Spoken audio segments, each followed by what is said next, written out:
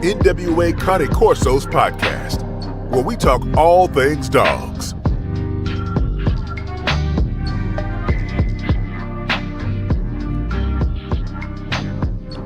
Gentlemen, what's going on?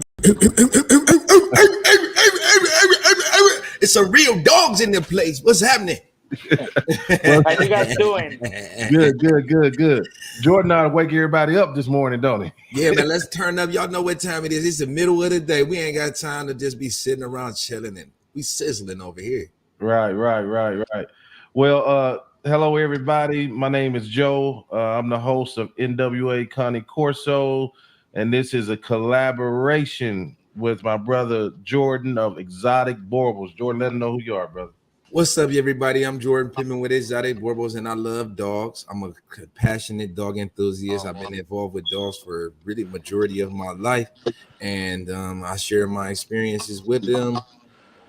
And I'm just happy to be here. Thank you for having me. I'm excited because it's very rare that we get a chance to bring this type of a dog man together. Like we all across the country. Mr. Morales, where you checking in from? Hi, how you guys doing? I've been on animals since I was a little kid. My father, he used to fight rooster. That's how I learned how to read pedigree since I was a little kid. Oh, that's okay. Now that's my background. Let's give a background right quick on this. Is Mr. Michael Morales. Mr. Michael Morales, he's the owner of Presa Canario de los Morales. He is a Presa breeder, and from what I hear, you are one of the foundational Presa breeders in this country. Yeah.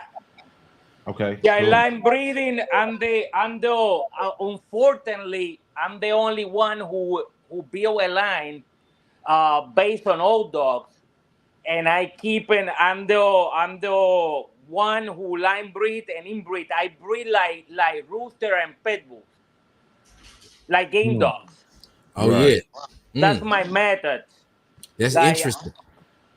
And I'm an old school man. Mm-hmm. Yeah. Oh, yeah. We're going to get some good information because I got some tough questions for you.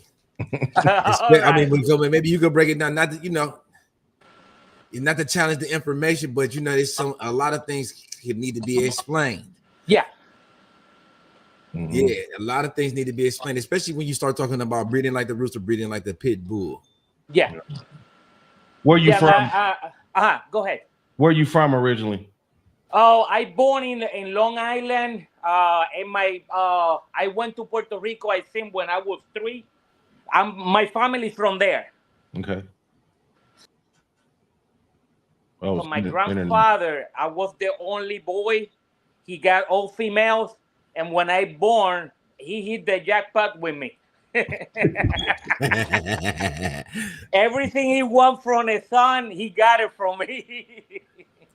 Oh man, that give me hope. I got 5 daughters, and then I had ran my into grandfather. Yeah, you are follow when you get your first grandson. That. Yeah, I was thinking about it. I had ran into a dude. He had 5 daughters, and then he was like, "Yeah, man, I'm with my grandson." I was like, "Man, I can't wait till I get me a grandson too." He was like, "Man, I got 15 granddaughters and 1 grandson." But you got 1. Yeah, he just got 1 grandson. And he follow him. He like the same thing. Oh yeah. They heel to toe. Hey, everywhere he goes, the grandson is with him. But yeah, so you come up under your granddaddy. So he was a dog man also. He was he used to fight rooster in Puerto Rico. It's legal and it's still legal to this day. He got dogs, but he was more into fighting rooster. He was very good at it. And I was lucky to meet people. They do line breeding and inbreeding in rooster. And that's how my techniques are when I breed these dogs. One of the things that I recognize with the breeders of the rooster and the chicken and the game dog men is because you are going for something that is an unnatural trait or characteristic to fight to the death, the gameness. that is a reason to particularly you want to isolate that, and that's why you do. I mean, can you explain that a little bit for us? You isolate genes like, for example, I don't know if you guys heard, like Grand Champion Sibo. He was known for his mouth and his Zebo, instinct. Zebo. Z as in zebra. Yeah, I'm hip to him. Yeah, and dogs like that, dogs they went beyond and beyond in characteristic. Like for example, if we're talking about horse, the people know more. We can talk about secretary. He went Yes, Secretariat. beyond every horse. Right. You know, You say and he's on every winning champion horse right now. They include Secretariat. I'm pretty sure. Yes, I'm pretty sure. And I heard, because I study a little bit to see how they do things, if they do it like us. I'm curious. So I study. I don't know much yet, but I start to looking into horses, in thoroughbred horses, and supposedly Secretariat, when they do more line breeding into the horse, they get more out of the offspring. So you That's see, something. give us an example that you could. I mean, like Line breeding. No, Is like I'm talking about of a recent horse, and I'll try to pull it Oh up. no, I don't know the names. I don't have the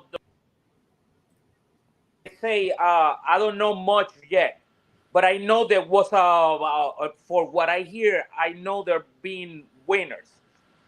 But I Okay. can talk about dogs and maybe I will remember some rooster name because they named the rooster. And I was into pigeons and I was very successful when I did my methods. Mm-hmm. But I only fly one season. I quit. It's internet. Is your Wi-Fi hooked up, Mr. Morales? Yeah. Okay. It's supposed to be. Okay, because it's you kind of. I have bad weather and okay. That's probably what it is. Oh, Yeah, this all and right. We're also I gonna work got with you the best metal that we roof. can. We're gonna work with it. Listen, we you coming in bits and pieces. We'll take it as we can get it. But Go ahead. Let me I ask see you. you coming in. Let me ask you this: how long have you been in the presser? In a press, I've been in and out, but this time I stayed. This time, I've been around probably 12, 13 years. Okay. So how many generations you out? I'm sorry? How many generations? I got these puppies that I have right now. They are the highest. They're 3-3 and 3-4. 3 generation on the top. Father, and the mother is 3 and 4. What made you choose the presser as your dog of choice? Oh, because I have it before, and when it comes to guard, they don't fail. I mean, now they do because a lot of people they're watered down, but the ones that when they came, oh my God, there was a lot of them. The presses Yeah, a lot of good presses. Yeah, when originally. yeah, they was more into defensive. Now the people try to make them a sport dog, and they cannot be bred like that anymore. Yeah. So you're talking about what year? Give us a reference to Oh my the God! beginning. My first one, he was named Duque. I was 11. It was in 9. That dog he protect me from again. So you said say it again. It was in 1980. 1981. Yeah, 1981. That was your first presser. yeah. Damn. Named So we Duque. talking He about was 42 years, 43 years ago. yeah, God. but long time ago. It was a guy he used to fly pigeons. He used to give me pigeons because I always love animal. I used to sit behind his house and watching him fly. he got a little puppy, and he said, "You want one?" And I said, "Of course, give me one." Okay. And that dog, he used to be my best buddy. That dog used to go to school with me, drop me in school, come to home, then he come back to get me. And one day I think they was trying to, I don't know if they tried to beat the thing out of me, or it was they tried to rob me. It was a bunch of kids, and they corner me, and the dog show up, and he bite one in the leg where the guy was lucky because he jumped a fence. But Yeah. yeah, it was very protected. And I remember then I got a friend named Hector Cruz. That guy was into people. Actually, he was into every dog pretty much. He knew everybody uh, in the game. It doesn't matter. You got bulldogs. He knew about bulldogs. He used to be very active in the FCI and the ADBA. So he knew a lot of people, and he bring a lot of presas, and he gave me few. I was his business partner pretty much. So I was familiar with the presa for a long time. So you run the type of presser you run in a day is what you would consider a traditional presser. Yeah, Okay. yeah, What's and the it's difference? still today, still my dog hair is different. It is very, I call him prehistoric. That's what I like the hair look like in my dogs. Say that Because again. they always Fresh been like start. that. Fresh start. Prehistoric. Oh, prehistoric. Yeah. Okay.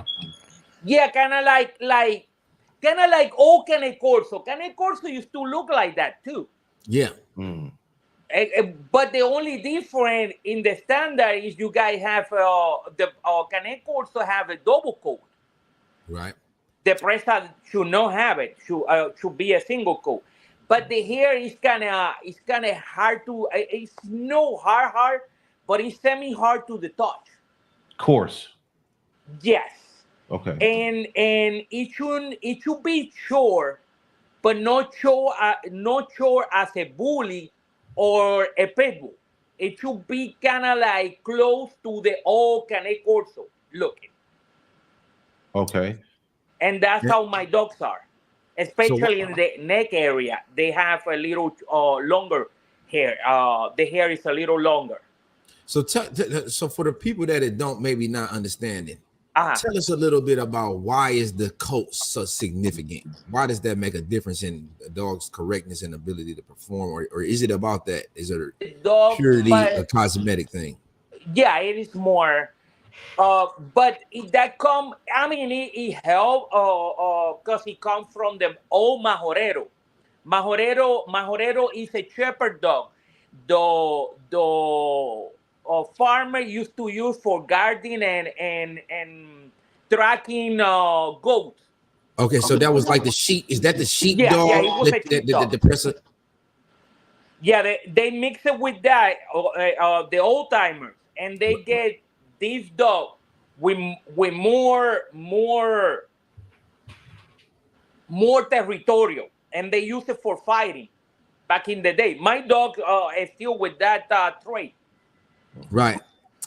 Yeah. So give us a little background on the history. The Presa Canario has been bred for centuries, and the Presa Canario Islands. It's been several different stages in the evolution of the breed.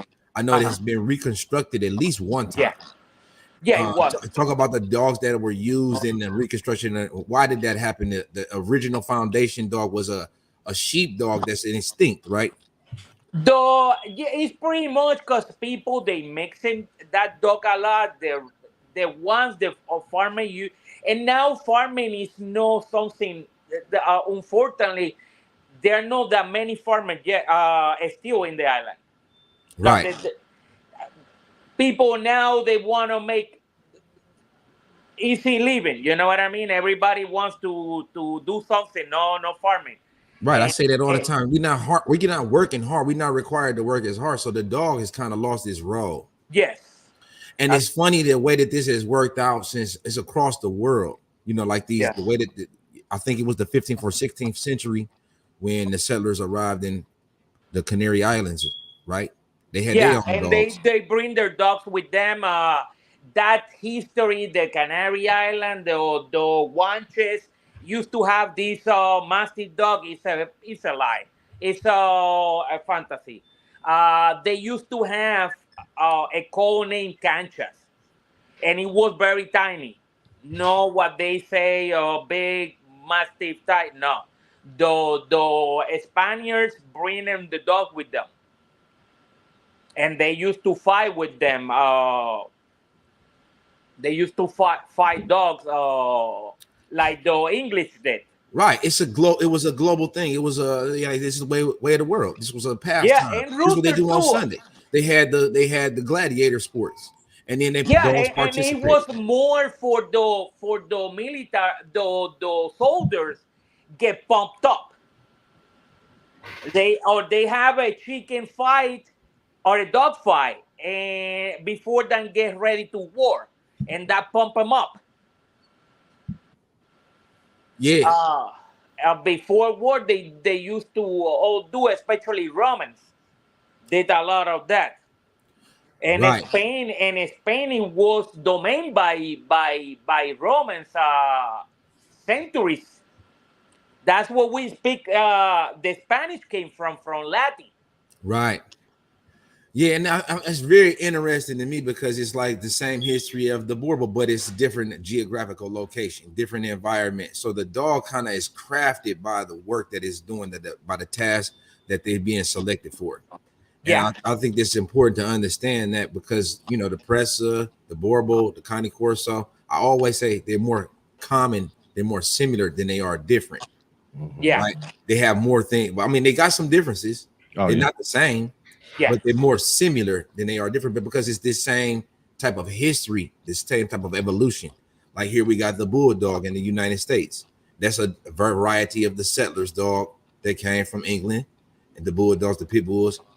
Your Presa have a little bit of that history as well.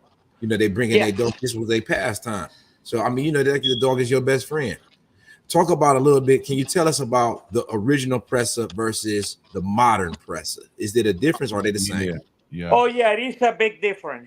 It's a big difference. Actually, we were separating for over 13 years, probably more, way more.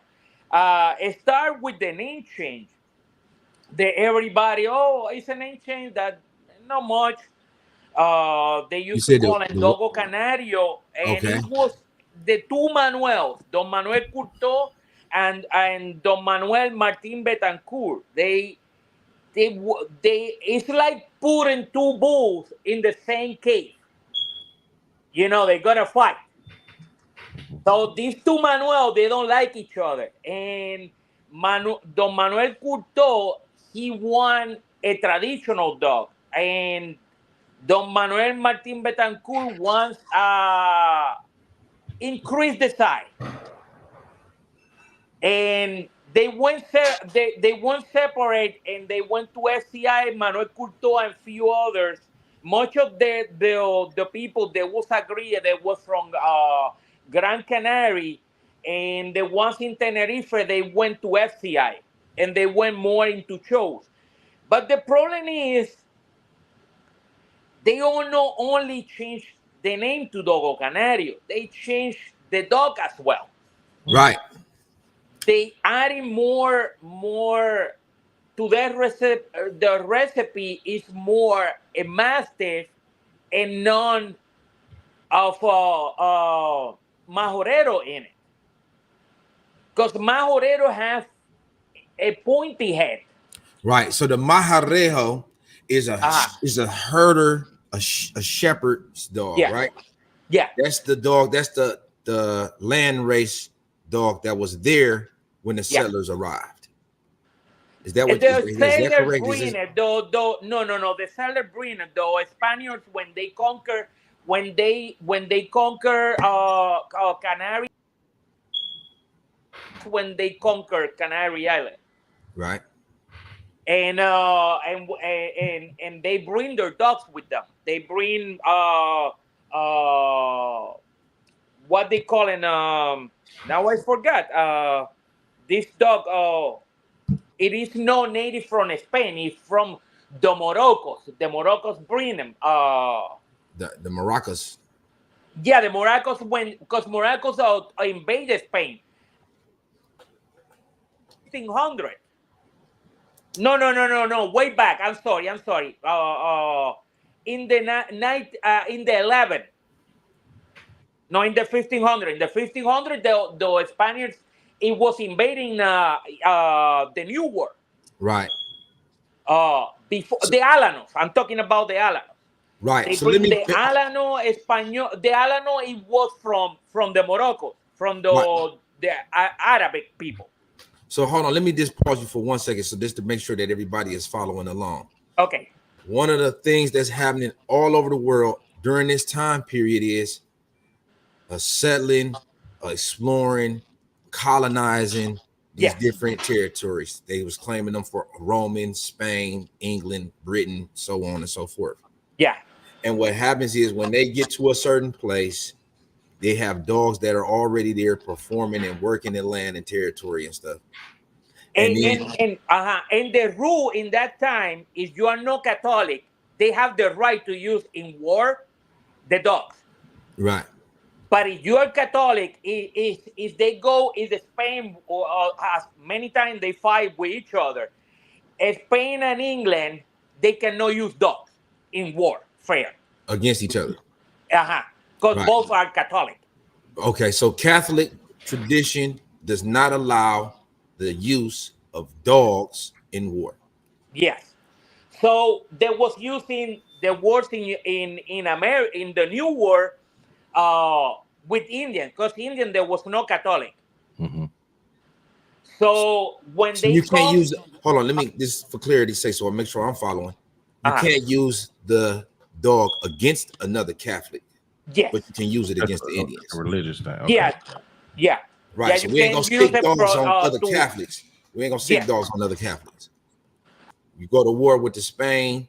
You go to war with the Romans. Europeans cannot send dogs to each other. We ain't gonna do that to each other. And the people from everybody was Catholic, pretty much. Right. Much of the European there was Catholic, so there was Catholic countries, so they cannot do the war a warfare with dogs. But they did it with the Indians, and they did it in Canary Island with the Wanches. Wanches, there was the native of the Canary Island. Right, kind of like the same history with the war, but we didn't. I mean, that it wasn't that it was abandoned, but you know, when they settled in South Africa, the natives were there, the tribes were there. I mean, naturally, this is what we protecting our. We settling their land, settling their farms, settling their territory. The dogs are going to protect us against the natives. They're not protecting us against each other. Yeah, kind of like that. But this one, it was an invasion. When they went to the Caribbean, it was an invasion. They took the locals and tried to make them a slave, like Indians and things like that. And when they went to claim Canary Island, it was the same. It was no, it's can we live with you? No. We taking your shit. Right. This is colonialism, though. Yes. This is the way of the world at the time. Yeah. It was very hard to live in that era. Yeah, and I mean, so the dogs served the roles. The dog fulfilled the dog purpose. that was mean as hell. Yeah, the dogs were managed. They had a role to play, and it was not like a joke. It wasn't. It was serious business. It wasn't like they was real working dogs. They had real jobs. They had real roles to play. They will kill you. Yeah, they will kill you. They will kill the enemy. For sure. Sure. And of that proof, we have, you can look at it, Leoncillo and Becerrillo. Those two dogs, there was one born in Puerto Rico and one it was bring up from Canary Island, because Canary Island became the station of the Spaniards. Okay. So before they come to the new world, they station in there, just like United States when he acquired Puerto Rico and Hawaii. It's a military purpose.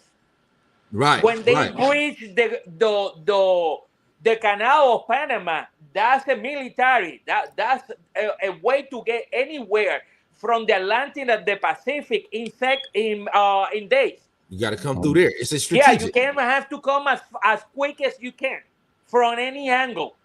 Right. That's Yeah. a war purpose. Exactly.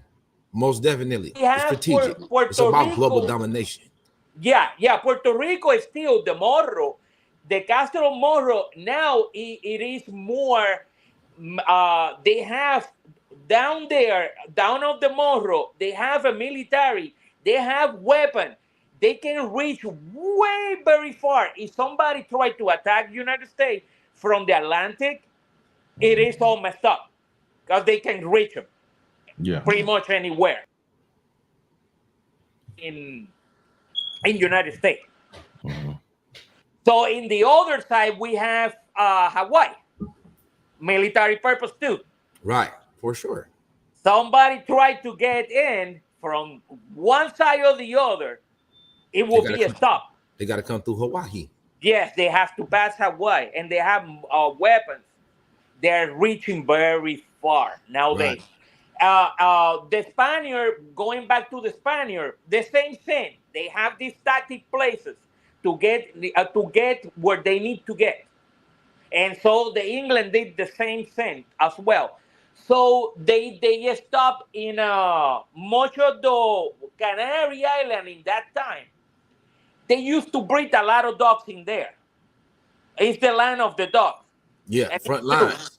Front lines. Yeah, they used to breed a lot of and that's how it came to Puerto Rico, a dog named Becerrillo. In the island, they breed that dog, and he get a dog named Leoncillo. That was his son.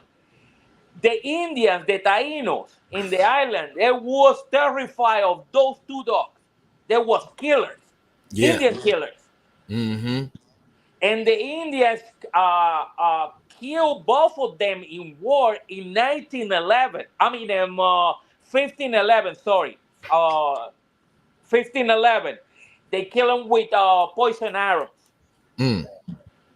But the Spaniard buried them and never say they was dead. Because the Indian, they were so afraid of the name of Leoncillo and Becerrillo. They don't want the Indians find out they are dead. Because then they will attack more. Right. Yeah, it's like, okay, we didn't got to worry about them no more as a threat. Yeah. The name preceded the reputation, and the name preceded the dog. So you knew about the dogs. If you hadn't even seen them, you heard about them. You say, don't go over there. They got the vicious killers over there. They got the dog that ate Jaguar the other day. He ate Jaguar paw. You know what I mean? Or whoever. And I killed them. And we ain't seen them since. Man, they was ripped. I mean, that's a horrible way to go. Yeah, it is. Yeah, dog will ripping muscles off your body. That's what they bone. That's what they teeth are designed to do. Those dogs back in the day, according my readings and study, it was those dogs that I was talking about from the Moroccos. My God, my mind is. I don't remember either.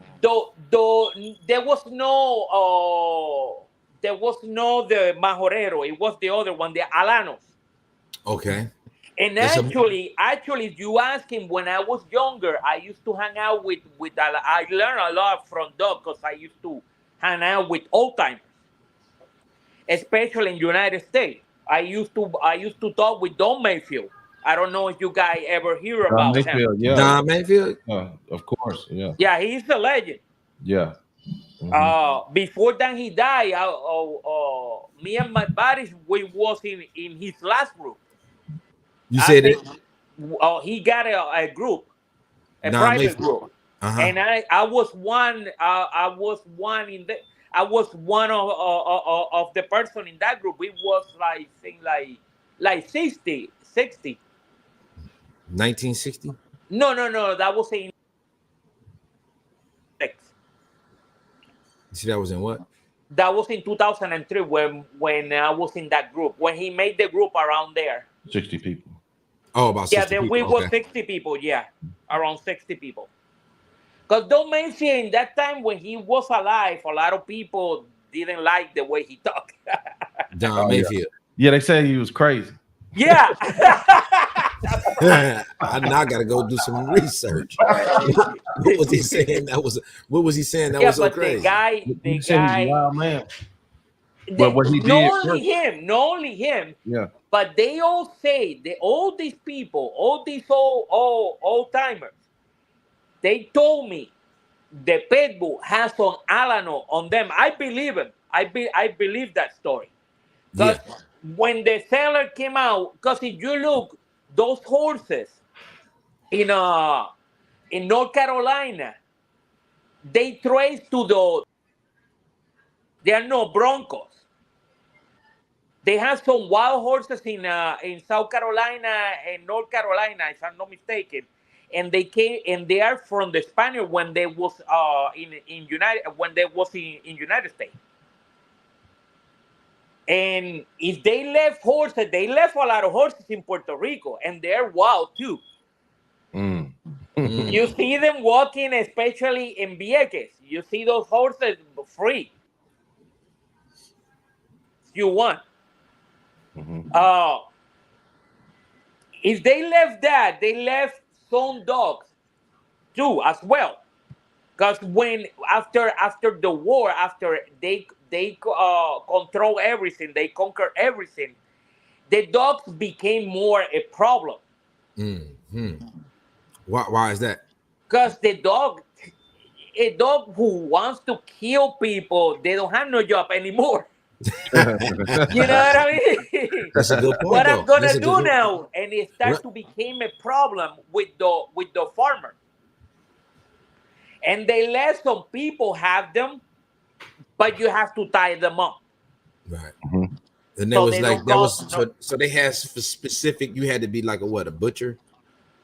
You can be anybody. If you have some land and you want those dogs, or you have them, you have to keep one or two, no more than that. You cannot have many, and they have to be tied up. If they find it, you haven't loose, they will come and kill them. Because the other farmers start to have a problem with the dog. The dog, they have this energy. They are bred for killing. They're too dangerous. Yeah, they start to killing the animals, the farm animals. So that law became active in Canary Island. Actually, their documents talk about that. You can find them.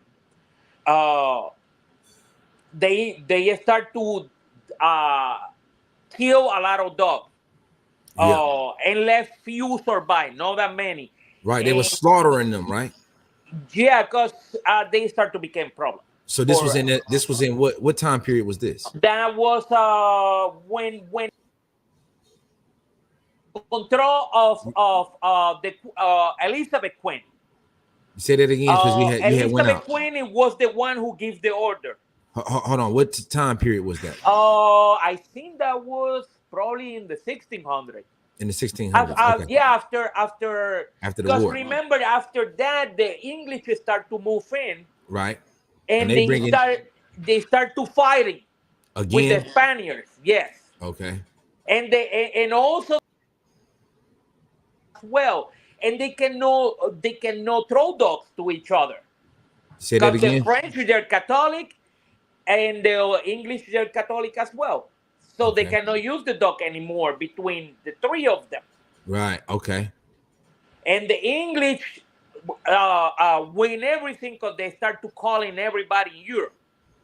Like the German, I give you free land if you come in here and fight for us. Right. So they start to recruiting, and the Spanish didn't did that, and the French didn't that, so they lose. So what you see in Louisiana is some French descendant, and in here there are few too. There are few descendants too from that, and you see the only castle I seen. You see it in. You guys know the guy you interview where he's from, Ulysses.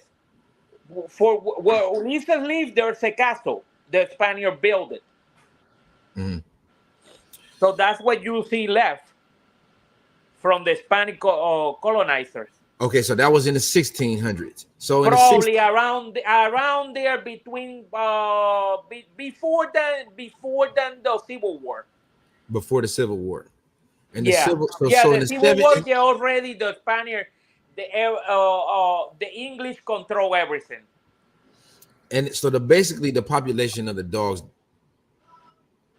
Yeah, the population of the dog is declined.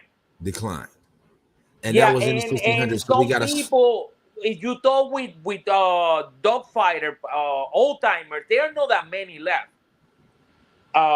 It's hard because Don Mayfield is dead. I seen Floyd Woodrow is dead. Those people, they're the one who knew about that, and it's in the making of the pitbull. yeah, yeah.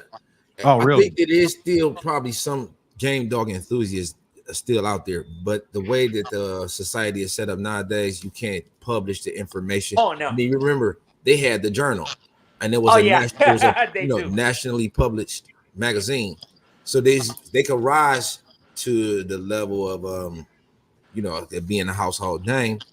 I mean, everybody knows, and then it starts to spread like that. But now, I think the journal the FBI got involved with the journal, and so it's not as published. It's not as public information as much as it once was. But there is some still game dog enthusiasts that are Oh yeah, hardcore, they like the still they old guys. do it. Yeah, yeah. I was in the game. I quit in 2011. I was the last thing I did. So you I was used to involved with work. the now you activated the presses or you used the game dog? I went because in 2008 that's when the economy collapsed. Right. Oh yeah, I know all about that. Yeah, so I need a different dog. I need a man stopper dog because a pitbull don't cut that paycheck. And Cine start to getting better in the game dog. I love game dog. I always gonna love them. Uh, but it's something. It is what it is. Yeah. You are in that. You got the chance to get busted. Yeah. Yeah, it's just not as accepted as it once was. No, And people start to looking at with you another eyes. Everybody wants to snitch on you. If you got good dogs, yeah, you got other people minding your business. oh And yeah, it's to the point where you got to put yourself out there on the chopping block. If you wanna rise to fame, you want to get your name out there, and at the same time, you putting yourself at risk.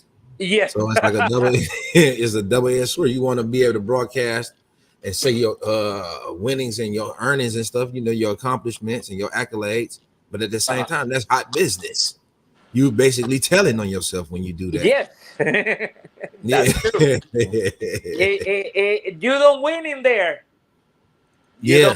You don't win in there. Yeah. But So, but in but people since the economy collapsed, I came back in 2008.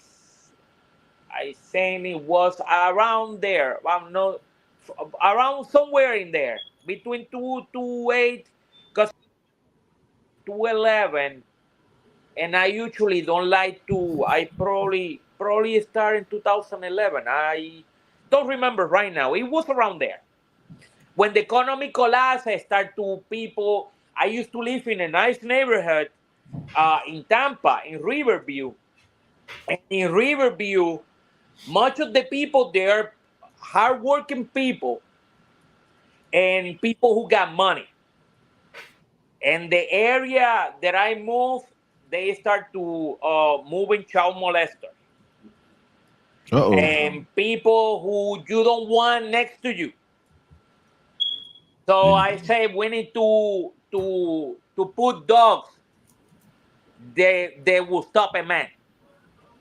And I was thinking in Rottweiler because I used to work as a dog trainer. I start from the bottom, to be honest. And I learned how to train dogs because of that guy. Actually, before I think I was. But anyway, he helped me out to become better in dog training because he was a dog trainer. Luis Camare was his name. He died years ago. He used to have a lot of Rottweiler. He was very popular with his Rottweiler thing. And I was looking into Rottweiler, to be honest. But I can't find any good one the way he have them. So I remember I start to go back, thinking back in Duque. That was a dog that I used to own back in the day. And I decide to look Presa Canario, and I say that breed nobody know, so it will not be watered down. And I started, and it was kind of hard. I find it took me to get 4 dogs in 5 years. Mm. I'm very picky. Whatever I choose, it has to be what I want. And what exactly were you looking for? You say you wanted something that oh was my God, I more want protective. some mean dogs. You wanted a cold-blooded killer, huh? Yeah. If you come over here playing with mines, it's over with for you, huh? And the thing is, the ones I started, they was good, but the ones I got, they're mean. When they will not deal with no one. I cannot take them out nowhere. A hot dog. Yeah, they are pretty hot. Actually, got one right now. He just hit a cotton mouth, and he want another. He want to kill another one. So let me ask you this. So I know a lot of guys that like hot dogs. I know a lot of guys that like balanced dogs. Do you have trouble placing hot dogs? At all, because that's what I was going to. There is a dog in the pretty much in the litter from 1 to 10, pretty much all the time. You get actually it's not in the litter. Let's talking about the 1 to 10 dogs, and they're everywhere. You get a dog, he's too much socialized. That's for the people. Mm-hmm. And we got a dog from 4 to dog who will attack, who will protect you, but he will be socialized. He will not see everybody as target. And we got the dog from 8 to 10 that's extremely hot. Those dogs, every dog, he have a use, in my opinion. Because a dog 8 to 10, you can put it in a so you can put it where? You can put it in a warehouse. Right. Okay. Right. Plant. Yeah, you leave it at night. That's what we used to do with when I used to dog. work. Yeah, a guard dog. Mm-hmm. We used to call them junkyard dogs. Junkyard. Yeah. That was the turn in the 80s. Yeah. A lot of people use the word guard dog loosely, but guard dog is an indiscriminate biter. He'll bite your ass if you ain't careful. Yeah. Right. Yeah, and back in the day, there was even movies called him junkyard. I'm using that term all the time. I'm sorry. He don't care.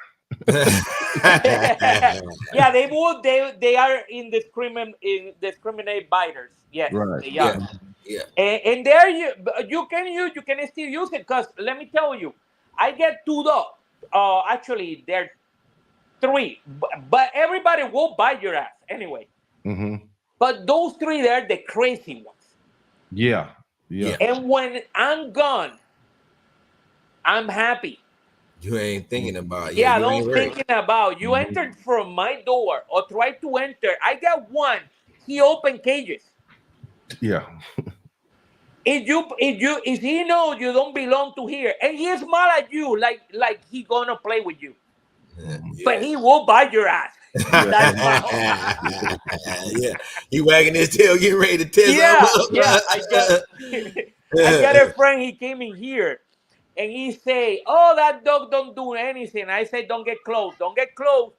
And he didn't listen to me, and that dog pushed the door open, busting the door open, and he hang out in his thigh. Mm-hmm. And he screamed, "Take him out! Take him!" He get bit. Yeah, Oh, yeah, yeah, yeah, yeah. I want to ask you something. Yeah, You running you sticking with the traditional style of presser. yeah. What is the difference in the size? What does your male weigh on average, and what do your females weigh on average, and what do the modern dogs weigh? Oh, they're they're like working dogs, like you're, So you saying you know, 94, 190? like 90, like females like 70, Oh, and okay. so 70 to 115. That's my range in between On the female, in both sides, in Oh yeah, both. okay. That was gonna Okay. say for a male, And the 90, females, I was gonna say 90 to 120 for a male. It's a good working dog. oh, 123. I have a male named Diego. Diego was a monster. I know Joe know who is Pido Mega. Pido Mega sold that dog. Oh, P Dunn. Yeah, Yeah. Pido Mega wasn't here. Oh, really? Yeah, a long time ago. Yeah. I think like 4 years ago. He met Diego. Oh, okay. He smacked that dog, and that dog he doesn't have no reverse. He wanna kill him. Oh, yeah. He tested him. But the problem with that was my son dog. Mm-hmm. I was very comfortable. If he doesn't want to go to the store, I can leave it in here, and I put the dog with him. And I know if somebody tried to do something to my son, that dog will kill anyone. No doubt about it. But the problem with 123 and a half, he was a big dog. Actually, and he bullied. A big dog, you need to know how to handle. You need to be not afraid of him if he got character, because he's gonna try. Yeah. They're gonna Oh. detect it. Yeah, if you hesitate, you gotta be willing to run in straight into the lion's den. Yes. No hesitation. No Yes. hesitation. The only thing I didn't like about him, it was too slow. To a little slow. Too big. Yeah. That's Yeah. the 120 pound, 123. And I keep on lean. I can Say go what? at 145 if I want with him. Yeah, but you said he was a But little he slow. can hold that weight. Huh? At 123, he was slow. Yeah. Okay. But his sister at a 98, it, 2 pounds to her, it made some difference. You will see she getting a little tired soon. Mm. But a 98, that bitch, it was unstoppable. Say it again, a 98 pound. 98, 97. That's the one. If you look in the Pete Omega have that bitch on video. That Yeah. bitch, every time he get close to me, she tried to get his face off. Mm. She was jumping to his face. Okay, that brings up a good point. Yeah. I see a lot of people gravitating towards the presser for the biting abilities, right? How important is obedience. How important is obedience Yeah. before the bite? Yeah, it is. Talk about that, If you because you want gonna, to be able to tell a dog to stop before he continue. if a dog you're gonna have in a public, it has to behave. Yes, I agree with you 100%. Yeah, But you yeah, don't take those. Try to take a dog named Cuervo. Dancy used to be good in a park. Dancy is the grandfather of Cuervo. Dancy, that dog, I can walk. I can walk in the street, and he will be next to me. And that dog is required training. What that doggy have, my wife used to say that's your grandfather reincarnation on him. Mhm. Oh, okay. Yeah. Everything I say, like he understand what I was talking to him. It mm, was like talking, like we talking now. You guys understand what I say, and I understand what you guys say, and we go from there. So that doggy was like that. It was kind of like some kind of human. He was inside of him, right. and Them are the best dogs though. When the dog has got that, in tuneness with the uh-huh. human, and you have that relationship, I think there's no limit to what the dog is capable of. Oh It's, yeah, I mean, and because especially Mastiff type, they glue to you. yeah, yeah, that's what they should do. That a good one, because Mas- remember, it's a working breed, it's a utility breed. So yeah, their job is to be with useful, you. right? So like, what do you need me to do? This is it's your Uh-huh. best friend, The only problem with Mastiff that you have to be aware, it is they take decision in their own. right? And that's why I was getting into the obedience. I see people doing the Yes. bite work, and they don't even have the obedience down. I'm talking about your obedience need to be crisp. When you Yeah. say sit, you shouldn't have to repeat. It's a command, not a request. Sit Yeah. means sit down right now. Yeah. And now I'm not gonna say it again. And that you got to have that down sharp, because Yeah. remember, these dogs got this killer instinct in their history. They got this, they are capable of, I mean, like you said, Or how they going for the face, they going for the neck. So if you're trying to develop a dog for protection, this instinct is embedded in the dogs naturally. You don't have to necessarily, I mean, this is my personal belief. You don't have to inspire the dog to kill. You better be able to control it. It looks cool.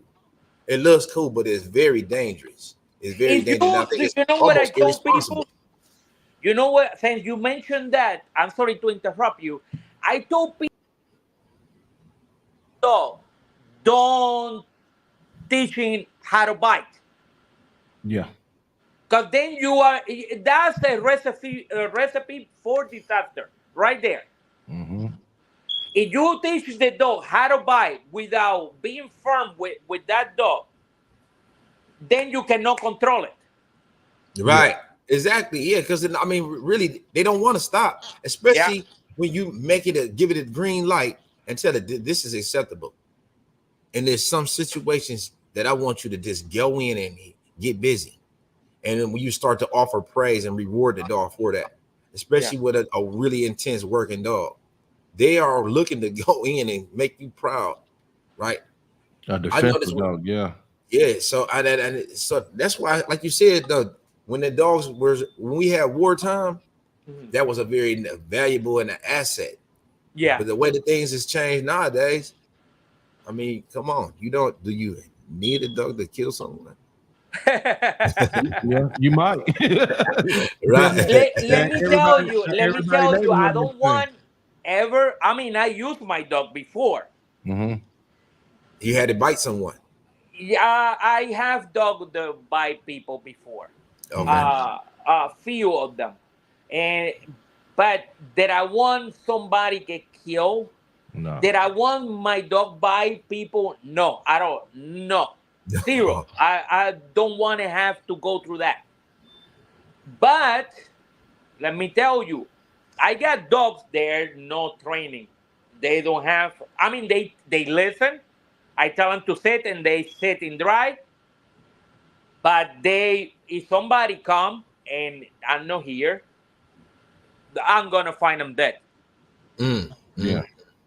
Because I don't have dogs like Belgian Malinois. They are these my dogs. They are no sport at all. You said no sport. It's not for sport. No, my dogs No, they are it's, no No. sport at Mm. it's all. not playing. They are So not you even bred for it. right. I got a couple questions. So you Yeah. started with the new four. You started your program up in what year was this? Around 2008, when it started, the economy started to collapsing. Okay, so at that point the breed had been Yeah, started that dog stealing the dog. that I tried to find the dog from my friend Hector Cruz that we was that I own few of them and I breed few of them, but it from was in collaboration. We was business partner. okay, so let me ask a couple more questions. Uh-huh. That was that the how compare that dog that you had from the dog from 1981. Uh-huh. From my research, the dog was recreated in No, it was resurrected in 1970. yeah, yeah, you're right. You're right. In the middle. 1970, Presa Canaries recreated, Yeah. reestablished, resurrected. How different was that dog that you had in 1981 from the dog that 30 years later in 2008? Were they the same? What compare those two? To be honest, Duque and Diego, they was even the same color. They look identical, and character wise, actually, there was the same, pretty much. Okay. So when you talk about the breed resurrection, Uh-huh. are you familiar with the different breeds that were included to Yes. reestablish the Presa? What breeds were they? What breeds were Okay. I'm going. I can go both sides you want. Okay, in the side of Gran Canary, they was using Rhodesian Ridgeback, Bull Mastiff. No, Bull Mastiff, no. Bull Mastiff they was using in Tenerife. But it's in both blood now, probably. Great Dane, Bull Terrier, Mm. Bulldog, to Pitbull, Staffordshire, to Spanish Mastiff, Majorero, Neapolitan Mastiff. Did I mention the Rhodesian Ridgeback, right? Yeah, you Yeah. did. Okay, so I got 9. You got 9. Those, I got Ridgeback Terrier, Great yeah, Dane, Pit but Bull. Bulldog it was included, but they did it in Tenerife. And remember, they're separated. They have this war between the two Manuels, Manuel Curto and Manuel Betancourt. So Manuel Betancourt also put some in Tenerife. They added, and both sides now they have it. Both sides they have that the Bull Mastiff and the Dogo de Burdeos. Then you notice, I don't know how you guys follow our people in Presa Canario, but some Europeans, because the Europeans they are more into shows. In some of their breeding, sometimes show up one red nose in a litter. You guys see it? I hadn't saw it, but I understand what you're getting at. Yeah, something pops up. Yeah, and people used to say, "Oh, that's from the pit bull," and I know it wasn't. It was from Manuel Martin Betancourt. He denied that. He bring two Dogo de Burdeos. I'm sorry, and one it was nasty, the male, but they put it in Presa because the way they look. The male, it was very impressive. It was very strong, and that's what he added, and didn't tell anybody. That's what you see in dogos. Now they call them Presa again. They came back with the same name, but their aggression went down. The aggression went there? down. Yeah, Because because but too much show. they included a very impressive appearing dog, not necessarily performing. Yeah. And And because of that, remember when you see the all shows, they were separating pretty much a mile away from each other when they used to show the dog, because they right, used to have that tenacity. They want to fight, kill each other, right, because they used to do what they call in pechada. Pechadas, it was two dogs tied up and they let them, but they do real combat too. mm, Especially Miguel Vega. Miguel Vega using in Barrabás. Barrabás, he was a cross with Napolitan Mastiff. I think he have a little bit to get side. Spanish Mastiff, if I'm not mistaken, Rhodesian Ridgeback and Majorero. My dogs have Barrabás, but Barrabás died decades ago, like 30 years ago. Miguel Vega died last year. So, and I got that dog, that blood, I get it through Manuel Curto. Con Manuel Curto, everybody loved that dog. He was a good guard dog, a good fighter. Everything, it was perfect in every way. So, people that was in line, they want to breed, and not many people have the chance to breed with Barrabás. But Manuel Curto did, and he gave Tomás, he's a grandson of him. I got, every time you see Candela, she have 11 in the pedigree. 11 times. In the pedigree. Barrabás. Okay. That's the dog. Yeah. And, Okay. but she got it through Tomás. And Tomás, he was a jumper. That's Okay. what you see my dog jumps to the face. That she bring that trait into my dogs. So that's a trait that I don't want to lose. You don't see many Presa jumping to the face.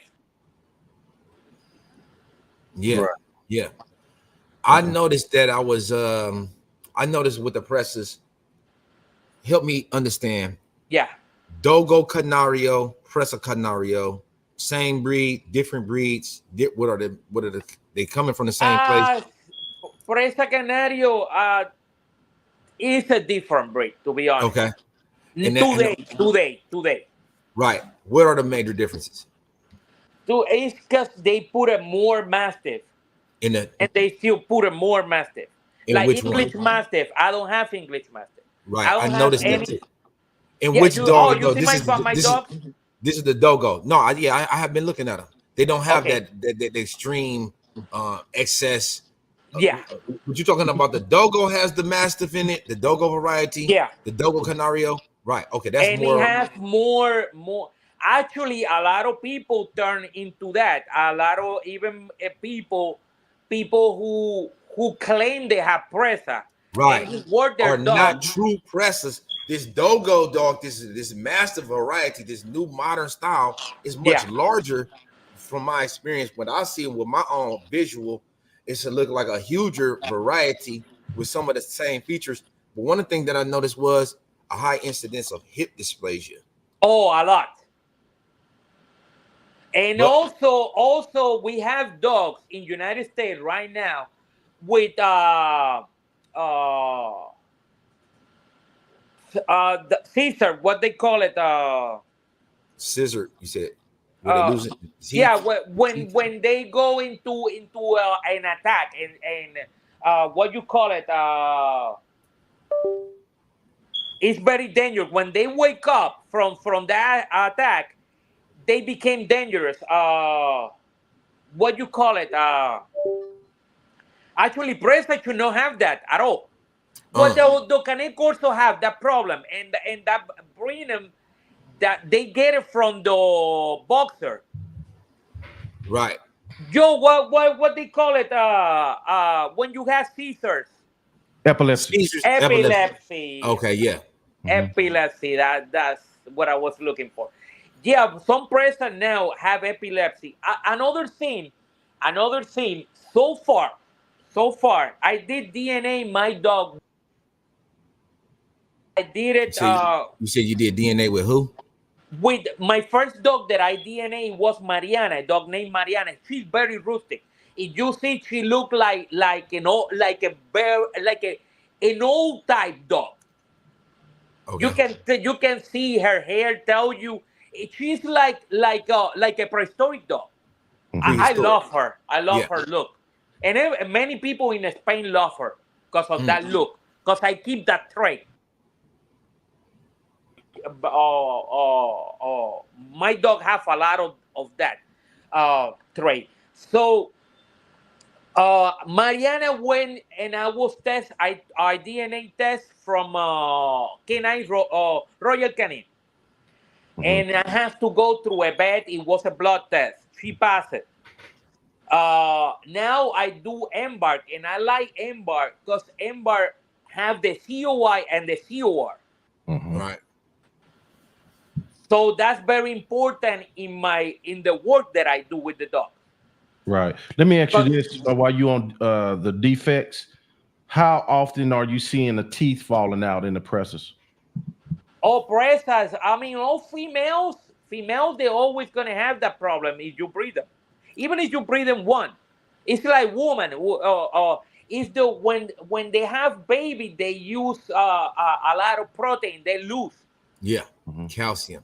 That's something you can know. You can know a boy because I mean, even if you breed it once, it's gonna happen. I don't pay attention. It's more the little teeth that they are not doing anything. Okay. But losing, no, I don't have that problem. Okay. All right. Yeah, that's interesting though, because when that happens, that's a sign of something that's going on. And I mean, if you're talking about this is happening across the breed, that might be some cause for concern. I never see that. I mean, losing all the teeth. I mean, I saw one now that I remember. Yes, I saw one. It was sold from United States to Canada. And yeah, he got that dog. Have an ugly. I knew about it, to be honest with you. I just sold that dog. So you guys are more informed than I. Yeah. So what That's do you good. see? And that's, you know what? That's what I don't breed to anybody. Because people, they breed for papers, but papers, people hanging papers all the time. Yeah. Right, all the time. Big all deal. the time. Let me ask All you the this. In selecting your breeding pairs, what traits do you prioritize? Sorry. I like the dog being tested as much as it's kind of hard to find the right decoy. It's kind of hard. You said you want the dog to be tested, and then you went out. Say it again. Yeah, but finding a good decoy. I mean, not decoy. A good Agitator. Agitator. Yes, agitator. It is kind of hard. Yeah. It is. It is. They are few. I got my brother, but he's busy all the time. But he came and tested my dogs. There is you can count it with your hands. That's the problem. In Chicago, we have Hector right now. In here, we got my brother, Jay, but Jay is getting too old. And Lou Legend. I don't know if you got Lou Legend is a student. I heard him. Yeah. All that gang is Michael GC. Michael GC, I used to talk, and Michael GC knew about my dogs before then I talk about my dogs to him. Because a lot of his people, a lot of his crew, they came to my house. Yeah. And there were some bad boys out of Chicago. Oh, yeah. Legendary. Pido Mega was from Chicago. That's how they know each other. Yep. They got some students. Up under them.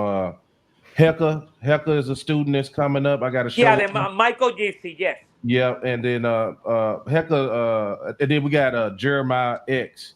Yeah, Jeremiah, yes. I know. I was talking with Jeremiah yesterday. Yeah, I know all of them. Yeah, I just did a show with him. So yeah, he's coming on next. Yeah, it all ties in together, doesn't it?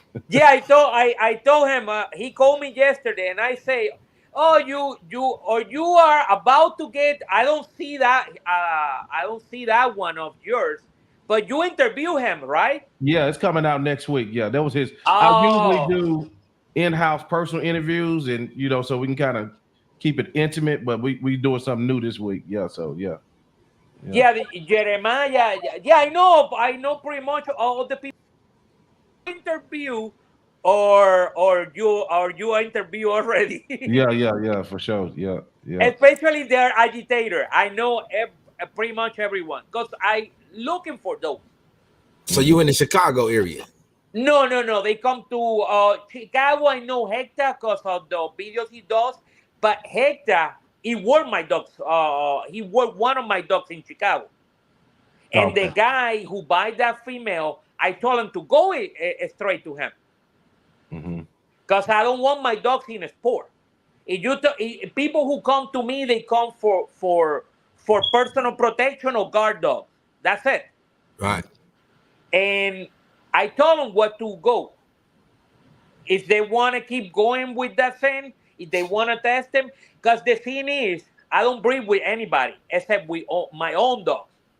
And people, they want to breed to me. And I say, you test your dog, and I see it, and I like it, I breed with it. So you believe in a family of dogs. Yes. Explain why you keep your blood tied up. Because the trait, first of all, that's a lie, the hyper bigger. That's a BS. I get more hyper bigger in a pure dog than in a pure one. But so when you say that you don't believe in hybrid vigor, yes. When the dog was recreated, what was the point in added? Why didn't they just use the last few dwindling? Because there was no dog available. It was 0 dogs available. Yes, that's what the Manuel Curto say. Yes. It was 0 Presa Canaries. They had become extinct. Yeah, they have to start so they started crossing Ridgebacks to Danes, Terriers to Pits, Staffs to Alanos, Neos. So this is a created breed. Yes, it is. And let me tell you why. The thing is, the way they did. Yes, it's a hyper bigger, like you say. But how many hyper bigger you see right now? They have this killer instinct. 0, I see. So when you come with a breed, like you breed in the Ridgeback to the Dane, you breed in the Terrier to the Pit. When those two dogs come together, you have the best of the Terrier, the best of the Dane, the best of the Ridgeback, right around.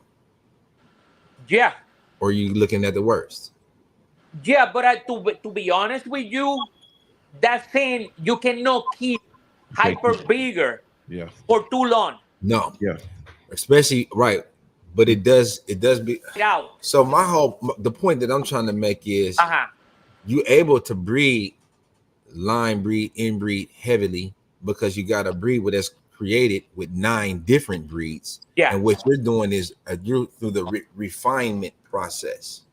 I'm purifying the process. Yeah. Yeah, you isolating the traits. You isolate it. So that's where you start to do employ the line breeding and the inbreeding. Because you're selected for something very distinct. You want a dog that'll go jump up and go for the face. You say you want a dog that'll jump up, go for the face. Yes. And some of these dogs may be bred like that. Quickly. Yeah, you want to see the evidence. You want to see that it's been tested. Yes. And right, so you selected for something very specific. Traits. Yes. Traits. And you breeding towards something very specific. Yes. Right. So you don't want to lose that when you start crossing in other dogs. Yes. Right. So it's not about necessarily hybrid vigor. It's about preserving Yes, that's true. for you. So that's something that need to be clarified because I think Oh people yeah, would have misunderstood. Right? You have to have a and that's situation. what you need to do when you create something too. Right, but let me To ask you this. hold. Let me ask you this. Hybrid vigor, right? You get some awesome dogs. But when you creating when you created your family, Uh-huh. you saying the hybrid vigor, you breeding for these traits, so you're not counting on hybrid vigor. No, at all. Okay, that's what you okay. Right. And the thing is, it, everybody's saying, okay, I'm mixing these two dogs from these two. First of all, you need purity. Right. So in order to make a band dog, you need pure, both sides. And you need mean, if you're gonna create some guard dog or young yard dog, whatever, you need as a mean, if you're gonna use a mastiff, a Neapolitan mastiff, for example, and you're gonna use, for example, a German Shepherd. That's something came out in my mind right now, out of the blue. So you need both their meat. So when you say purity, I want you to Uh-huh. kind of define what that means to you. That's different across to a lot of people because when I say purity, Yeah. that means that reliably I can count on 7 out of 10 puppies, 8 out of 10 puppies in this litter to be consistent and Uh-huh. produce this, so that I can say, yeah, my line's pure. I know with some certainty my dog's gonna be within this range of size, within this level of energy, have so much protective instincts, intelligence, so on and so forth. No matter who I breed the dog to, right? When a lot of people, what is your definition of purity when you say a dog is a pure? Because I'm The curious as to I'm curious. Let him get it off. Let him get it Go off. ahead, my fault. okay, when I see, I learn. I'm not a band dog breeder, and I never been. I never like mixed dog. I'm not into that. But I've been talking. I learned some trick of the trade with the Spaniards.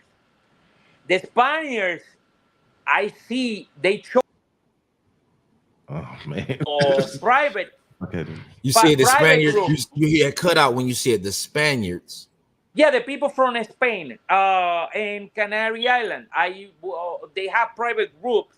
It's only for dogs. They nobody want to have mean as Why? hell.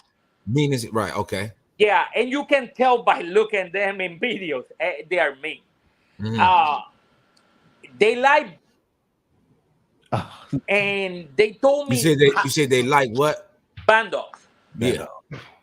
Yeah, band dog is a hyper bigger. That type of dog that you guys mentioned. So what they do, they explain to me. They explain to me how they get those dogs like that, and it's few generation maybe if they get lucky, but sometimes that's what they call an F1, F2. Right. That is because he has something to do with the Hold on. with the life. You had cut out again. You said F1, F2 because I want to make sure that we follow F1, you. F2, F3. You get Right. lucky.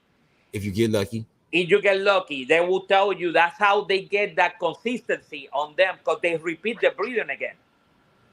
Okay, But so you saying the breeding? You talking about the original cross? F1. Yes, the original cross. F1 is a cross between two distinct varieties, and they have to be pure. If you use a mixed dog, you Hold on, right quick. We got Richard the Berry. Come on in, man. Stop playing, man. Stop talking about your breed. Wait. Go ahead. Let My him fault. finish. Let's don't do that right now. What's up, Rich? My fault. Go ahead. Say what you was gonna say, Mr. Morales. you want me to finish? Yeah, finish. Yeah. Okay, they have to be both sides. They have to be pure. Dang it. Bet his internet. Yeah, you said both sides got to be pure. It has to be pure. If you're gonna use a Canet Corso, it has to be 100%, not 25, not 50, not 75. It has to be 100. It has to be as mean as they want the production. Cause no every Canet also will cut it. If they gonna use it, mixing with Dogo Sardo, let's see they're gonna. Both of them they have to be 100% of the breed, and they have to be mean as well to the offspring work. You guys follow me? Yeah. So we paying close attention. What do you use? So you looking at the offspring, and then you said for them to be able to work and do what? What they're looking is for mean dogs. And true, if you look the Spaniard, the implementation of mean dogs they bred. So, and when you see these band dog breeders, you see their production. It is mean. It is something they know how to do it for centuries. Mm-hmm. I see the dogs, and let me tell you, they're out of this world. Yeah. Right. So that's what is kind of like a little bit confusing for me, because you say that, you know, the band dog breeders, they bring two lines together, then they're able to select for what their desired traits is, whether it's meanness, athleticism, or whatever have you not. Mm-hmm. And then they're able to arrive at some really phenomenal dogs. Yeah. Right. Yeah. But if you remember too, Jordan, out of all the videos I've done with Troiano, he would talk about a pure dog right here, and then a pure dog right here. Right. Then that's when the how work you get. starts. Yeah, that's when the work starts. So what's confusing to me is when do we establish purity? How many generations? What does it take to define purity? Right now, if we're looking at let's for example, a Neapolitan Mastiff is it's a breeding being in the process for. I mean, it's not in the process anymore. It is a breed that is been a long time ago done, and so is the German Shepherd. The German Shepherd, how many years we got? Over 100 already, right? Right. So the Doberman. Right. So breed like that. It takes 100. So it takes 100 years to establish purity. Yes. No. You can establish that before. Okay. How many years? By line breeding and inbreeding. Yeah. Go ahead. How many generations? I will say, with 6 and 7, well done. But not everybody. You know what I mean? Breeding is not for everybody. Everybody's thing is putting a male and a female. That's it.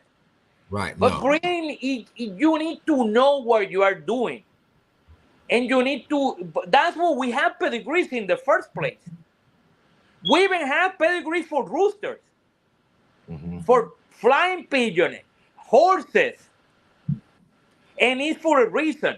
And we need to pay attention and know how to interpret those pedigrees better. So the better you know your pedigree, the better job you do as a breeder. Whatever you want to do. If you want a hunter dog, the more you know what is in your pedigree, you're gonna make a better dog. Right. Oh, now I agree with that 1,000%. You have to be able to identify these traits and characteristics, and that's where the knowledge of the breeder comes in, because he can identify the grandfather in the litter, or the great grandfather, or the uncle, or the whoever, and because he have a real breeder that have the intimate knowledge of their bloodlines. You think that I was mentioning a dog named Barrabas? Look at in my pedigree how far it is, and I know all about that dog.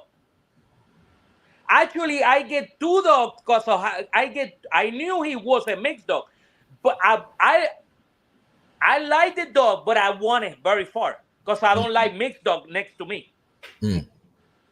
Because I don't think today we need band dog. Presa is a breed. My dog is been showing 100%. I got that dog in my 3rd generation. Every time I do a test, it will show all the shit he has. Right. He's refined. Already I have refined into my dogs. You You follow me? Yeah. I have- Because And that's you have to have the knowledge of the past. right. But the past, it has to be stay where it is. I don't want the past next door to me. I have a question. Yeah. A lot of things you said today has the similarities in the Corso as far as like the styles, the types. Yeah. And one thing that is said in it was a genome project they did, and they said that the Corso wasn't even considered a breed, but over in Italy they was closer to being a breed. If you purify if you make a family of dogs, isn't that considered a breed? Of course it is. That's how every dog is created, Star. Right. If there's no line breeding and inbreeding, there is no a new dog. Right. So can a German Shepherd let me see how I put this. Could a Shepherd that's more dominant in America be the same breed as one in Germany? Could they actually be two different breeds? Actually, a German Shepherd is kind of hard. I mean, it's not hard to answer, but when you see a German Shepherd, you know it's a German Shepherd. It's from America, from Czechoslovakia, or East or West Germany. You know they are, but it's a different. Like Alex, he was talking. I watched that scene. He's enthusiast of German Shepherd. I like myself German Shepherd too. I respect that breed, and I respect the people who have it too. The American one is very big, like we are ordering in a freaking McDonald's. Mm-hmm. You Everything. seem like we ordering at McDonald's. Yeah, yeah. So you get a Big Mac. Yeah. We want anything bigger. Because guess what? Yeah. Bigger is better. We don't, because you know why? We base everything. A lot of what's going on today's society is based off of appearance perception. Yes. What does it look like it's capable of? It's not actually proven. So we see somebody real big and we think that they tough, or we see something real big. It's like a defense mechanism, right? So we think the bigger dog is the stronger dog. We're not putting an emphasis on abilities.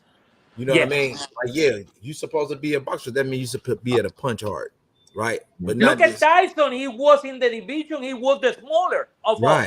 Yeah. And look what he was capable.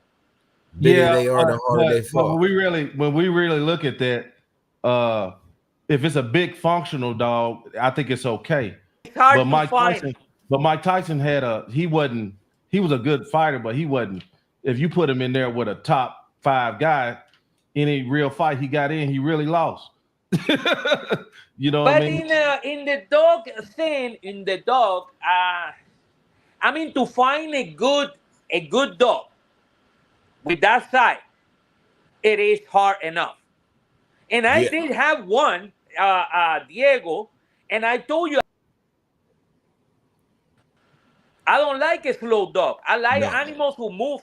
When I watch, I love boxing, but I don't watch heavyweight.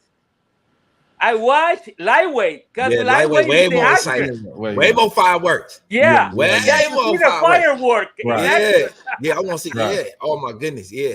That's why I don't get into that. That jaw pressure stuff, because when you get up in them higher weights, hell, if you get bit by one of my alibis, you're gonna feel it just like you felt one of my Corsos. Oh no, yeah, you feel it. It's more.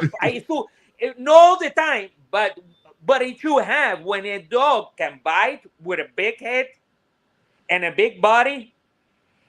He can freaking break any bones. Right. Yeah. Right. Bone crushing. That's the big.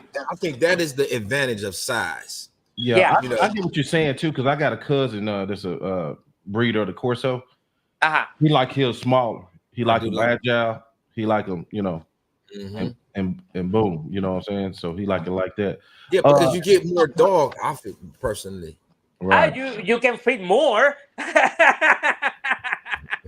And yes, you can get you can get my God, I take a dog named Cuervo. It's a black dog. Mhm. I take him the last time he was out, he outrun every big dog. When I came, I was like I have COVID-19. Everybody is spread out. Nobody wants to be next to my dog. Mhm. Because my dog, it was looking for anyone to bite. Mhm. And it's not that he jumped. He's very agile. Mhm. And he's 20, 23, 23 inches to the shoulder. He's I keeping him in a way right now. He's acting very good at 80 pounds. I can put it in 115, but I think it will be too big, too fat to move. Mhm. Mhm. Yeah. But I like 115 in my dogs, the maximum. 115. Yeah, my 115. yeah, I'm starting to get You to the got big point dogs. I saw him. where I can't. Yeah, my dogs is too big. But you know Yeah, what? I got some for the families and some for people, some for the general population, some yeah. for the public. That's the larger variety that's more interested in the pet than with the impressive features. But I think that the ideal dog for like the true dog enthusiast, the best friend that can go with you anywhere and is ready to go at any moment, he is not often that's going to be over 140. It's just the way that nature in my and I've been trying this for years. That's I've been trying to. You never been hit by a dog thing? Say it what again. now? I was hit by one. Mm, I flipped. I saw the sky, the ground, the sky for like 5 times. mm, He dropped me like a football player. yeah, And that was 150. that's what I'm saying. I seen it a lot of times. Them 80-pound Malinois coming in at you at 35, 40 miles per hour. Mhm. That's enough to knock down any man. And I'm talking about when they jump up on you at that speed, that Yeah. rate of speed, and that momentum, locking in. Think about a fish hook locking into your skin at 30 miles an hour, even a small one. Yeah. You see Yeah. what I'm saying? That's basically what's happening, what's going on. Yeah. If y'all been following, if y'all just now tuning in, joining us, Mr. Morales has been involved with the presses since 1981. That's when he got his first one. And he's telling us about the Presa history, his dogs, so on and so forth. And we getting some valuable insight into the breed. Mr. Morales, if you go back out and come back in, try that. If you can hear me, I'm gonna text him. Yeah. Keep talking. But yeah, I got so many questions. It's fascinating. It's fascinating to me. Yeah. When you start talking about developing a breed, creating a breed, you know, the things that it takes, working with the collaborations with other breeders. When you start talking about, hey, oh yeah, I lost you there.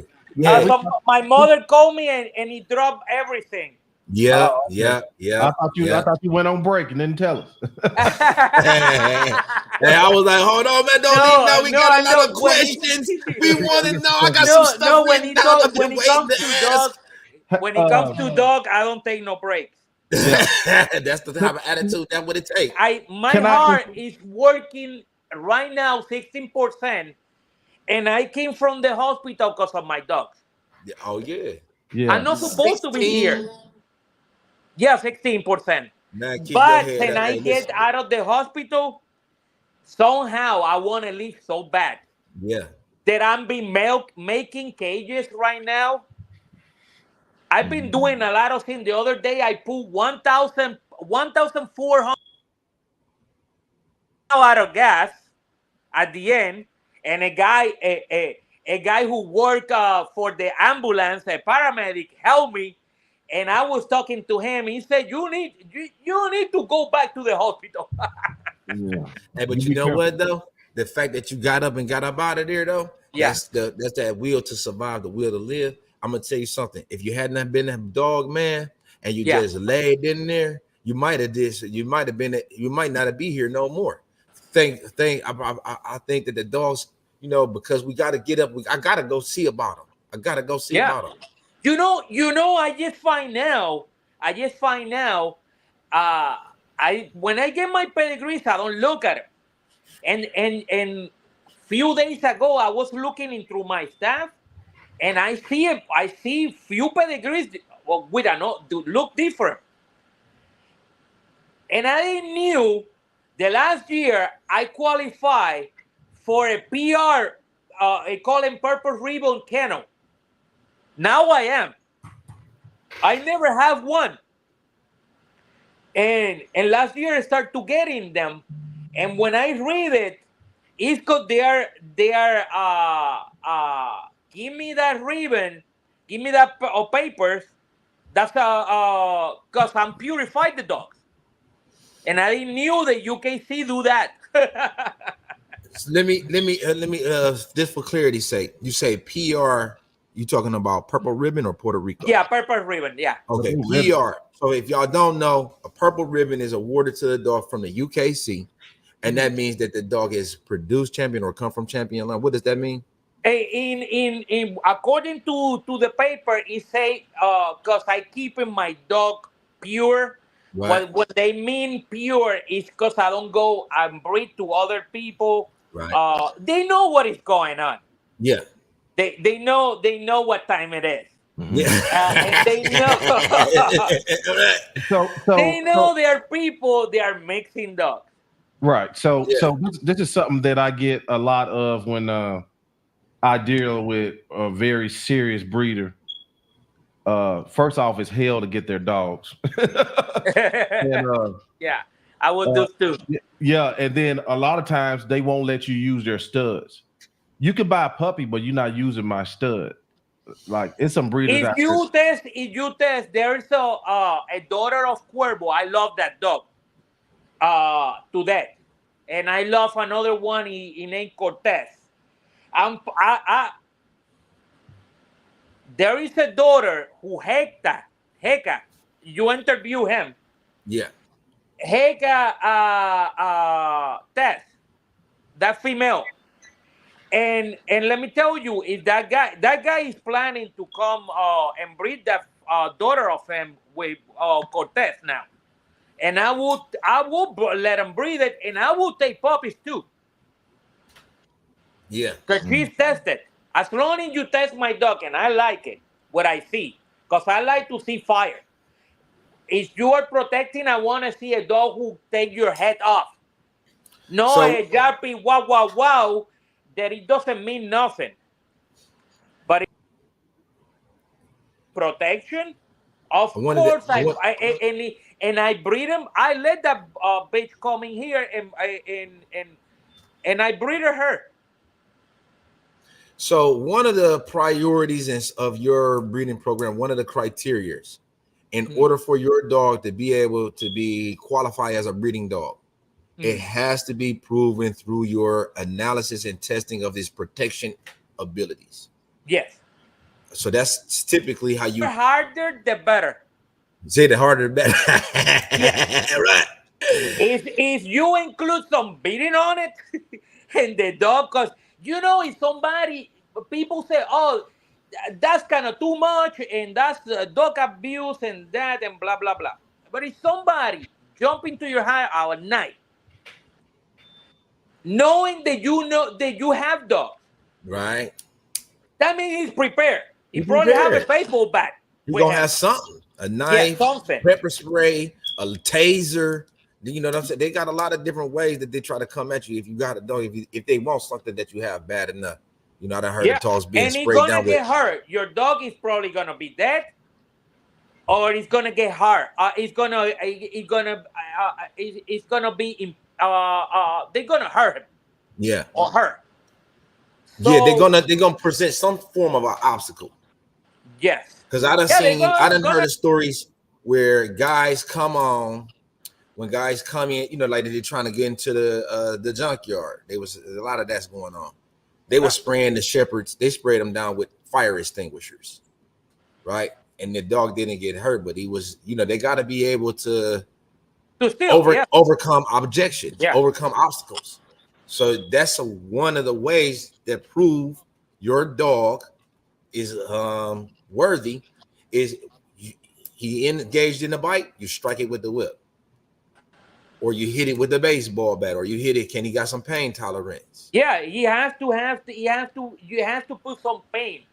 You don't start like that, Right. but at the end you have to put that kind of pressure.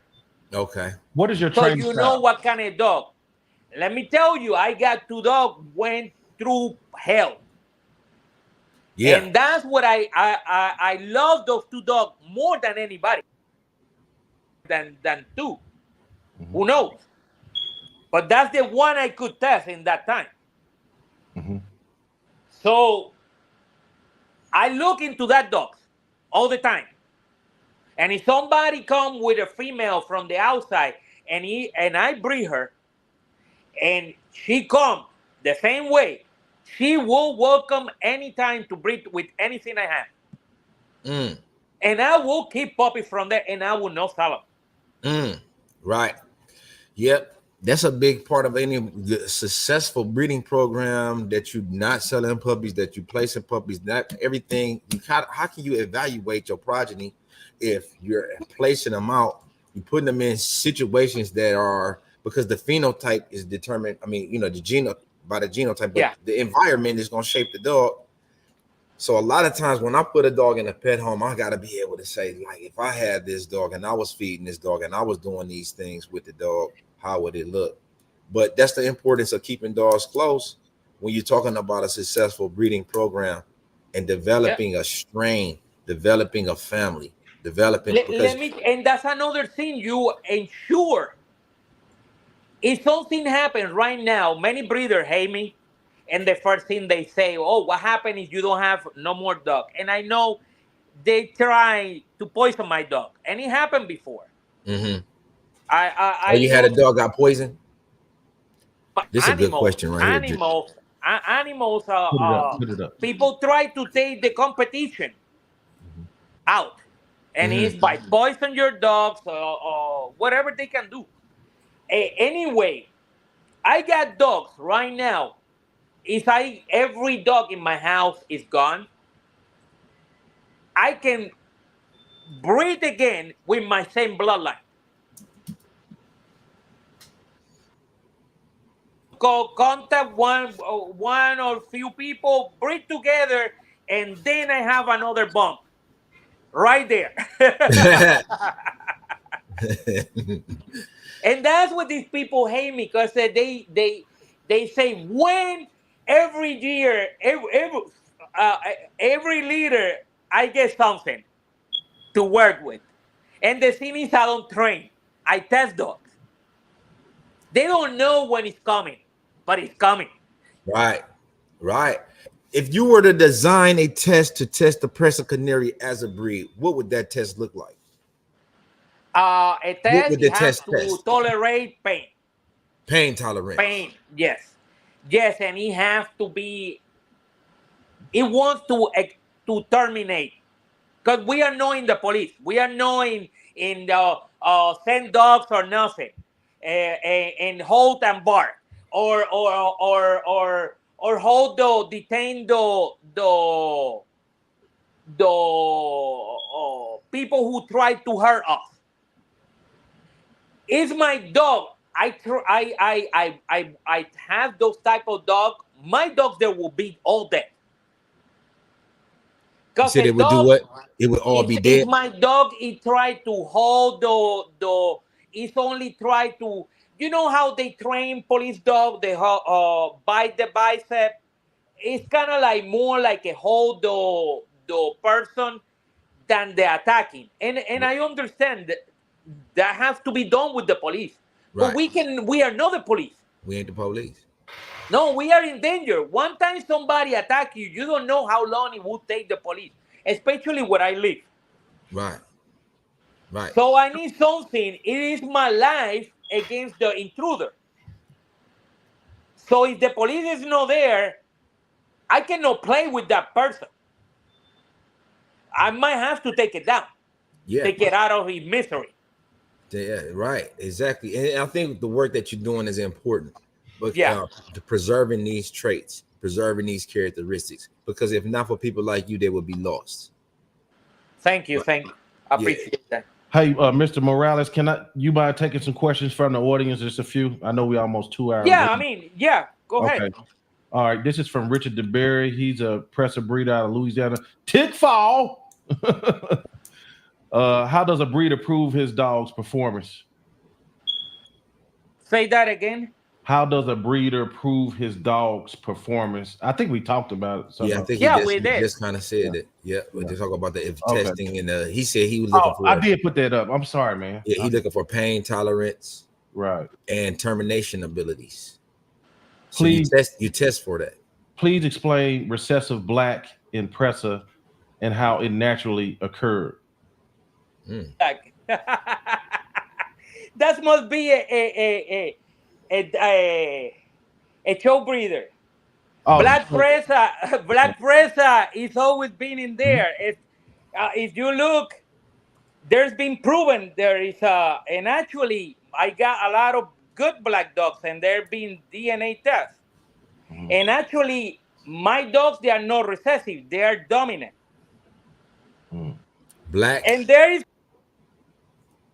recessive black is in every breed.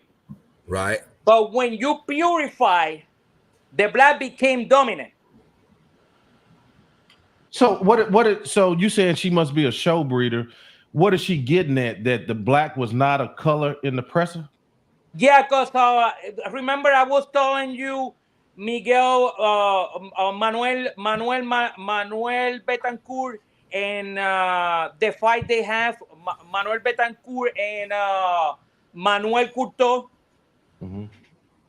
Manuel Betancourt didn't want and no black in the in 1989 they make a standard for the breed. In In 89, 1989, the first one. the Yeah, first and it standard. was included. It was included in the standard. It's in my page. The black, it was included in 30% white. Okay. And Manuel Martin Betancourt, he was a show breeder. That's the one I was telling you guys. That he went and he added Dogo de Bordeaux to his dog. Okay. Remember that when I was talking about? Yeah, I remember you Yeah, talking. it was him. It was him. He was the one who buy those dogs.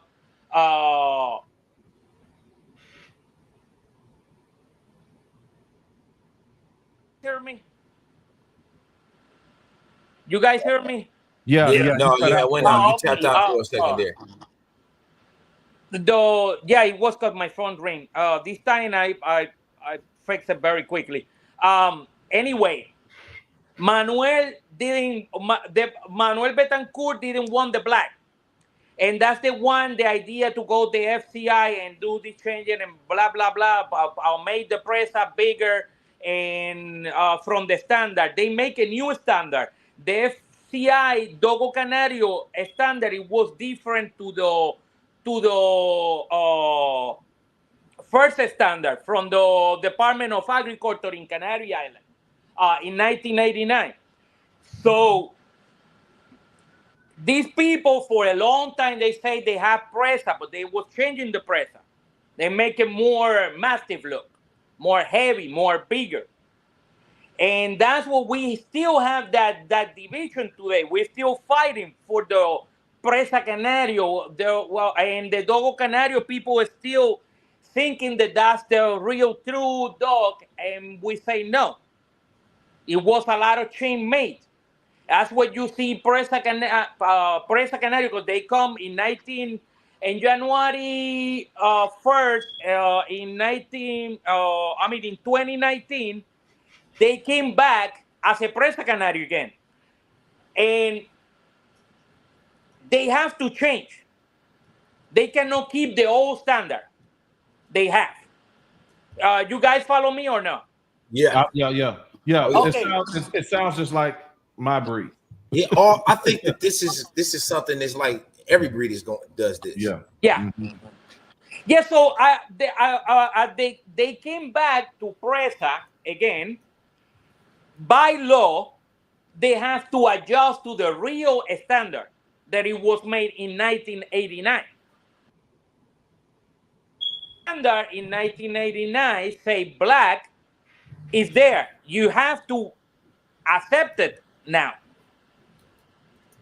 You follow me? Yes, sir. Yeah, yeah. It seems. So they still people they still say the black presa is there's a lot of mixes going on like in every breed lately. It's something the people don't stay away from. Dogs to make whatever they want. We got problems with people start to mixing a lot with Central Asian Shepherds,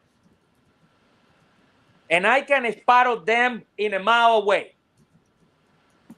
Uh, but the black presa, it wasn't something that it came the other day. It was, yes, it's been people that are mixing black, other breed with black, and brindle too, and other colors. But black, it was in the standard. And anybody who doesn't believe it can go to my page. I got the link from Gran Canary Club. Actually, it's not club. It's the Department of Agriculture. It's the one who run all the animals, everything agriculture in Canary Island, and have the standard as well, and also have the standard of the Majorero if somebody wants to see it as well.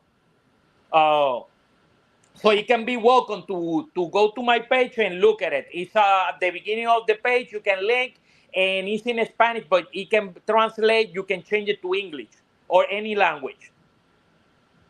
Gotcha. So you got another question? Yeah. You pick one, big dog. Okay. My question. They said people were asking about the breed's COI. What is the average for the breed? God. What is the average? The average is very low. We are, and it's everybody. And my black presa, they are 18, 26. I got a dog named Jet. He's 32. All my dog in the COI, because I don't go nowhere.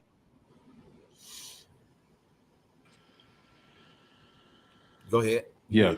Yeah.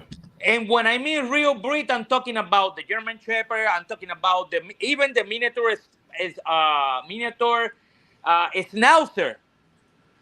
Or COI, it looked like a freaking bully. Yeah. And for that, that's what I use Embark. Embark tells COI, and also tell me my COR. My COR, what it means COR is coefficient of relationship. Since I built a family, everybody has to know to link to each other, and they, as a family, their numbers start to going out up like a COI too. You are in a family increase because you are breathing in, no out. And Impresa never was done before, not even from Manuel Curto. The Spaniards doesn't believe in a family of dogs. They like to use, everybody Impresa like to use the word line breed, bloodline. Bloodline is a big word. And for people who doesn't know what bloodline means, it's a line breeding. It's the same thing as a family of dogs. That it doesn't have nothing, only family in. They're all linked together. And you cannot bring anything from the outside. One time you bring something, it's like in dog and game dog, like Boudreaux family. Boudreaux family, all the dogs, they are linked, all of them, they are linked to Daibo. Tudor's Daibo. Uh, Don Mayfield, all his dogs linked to Daibo as well. And Don Maloney, all his dog again linked to Daibo. Daibo, it was one of the greatest dog in the pit. And everybody and many people in that era. And that's how you make a family. You make a family for traits like Secretariat, like Daibo. Who else? Zebo. Yeah, Sibo is a good example. That's right. You make a family out of the greatness. People say, "No, my family, my family, my line, my line, my line." I mean, you breeding dogs. You are breeding them yourself. You are the daddy of them. I mean, that sounds sick. A line, it is based on the greatest dog you own. Right. Exactly. Or somebody else. I can make a line. You can make a line. I can make a line out of let's see in a Borbo, and you have one of the greatest dogs ever. So I bred to your stuff. Yeah, and then I keep breeding myself. Right, back into off of your line or whatever. I see people. The thing that's like mind-boggling to me is I see people line breeding on dogs that haven't even been qualified.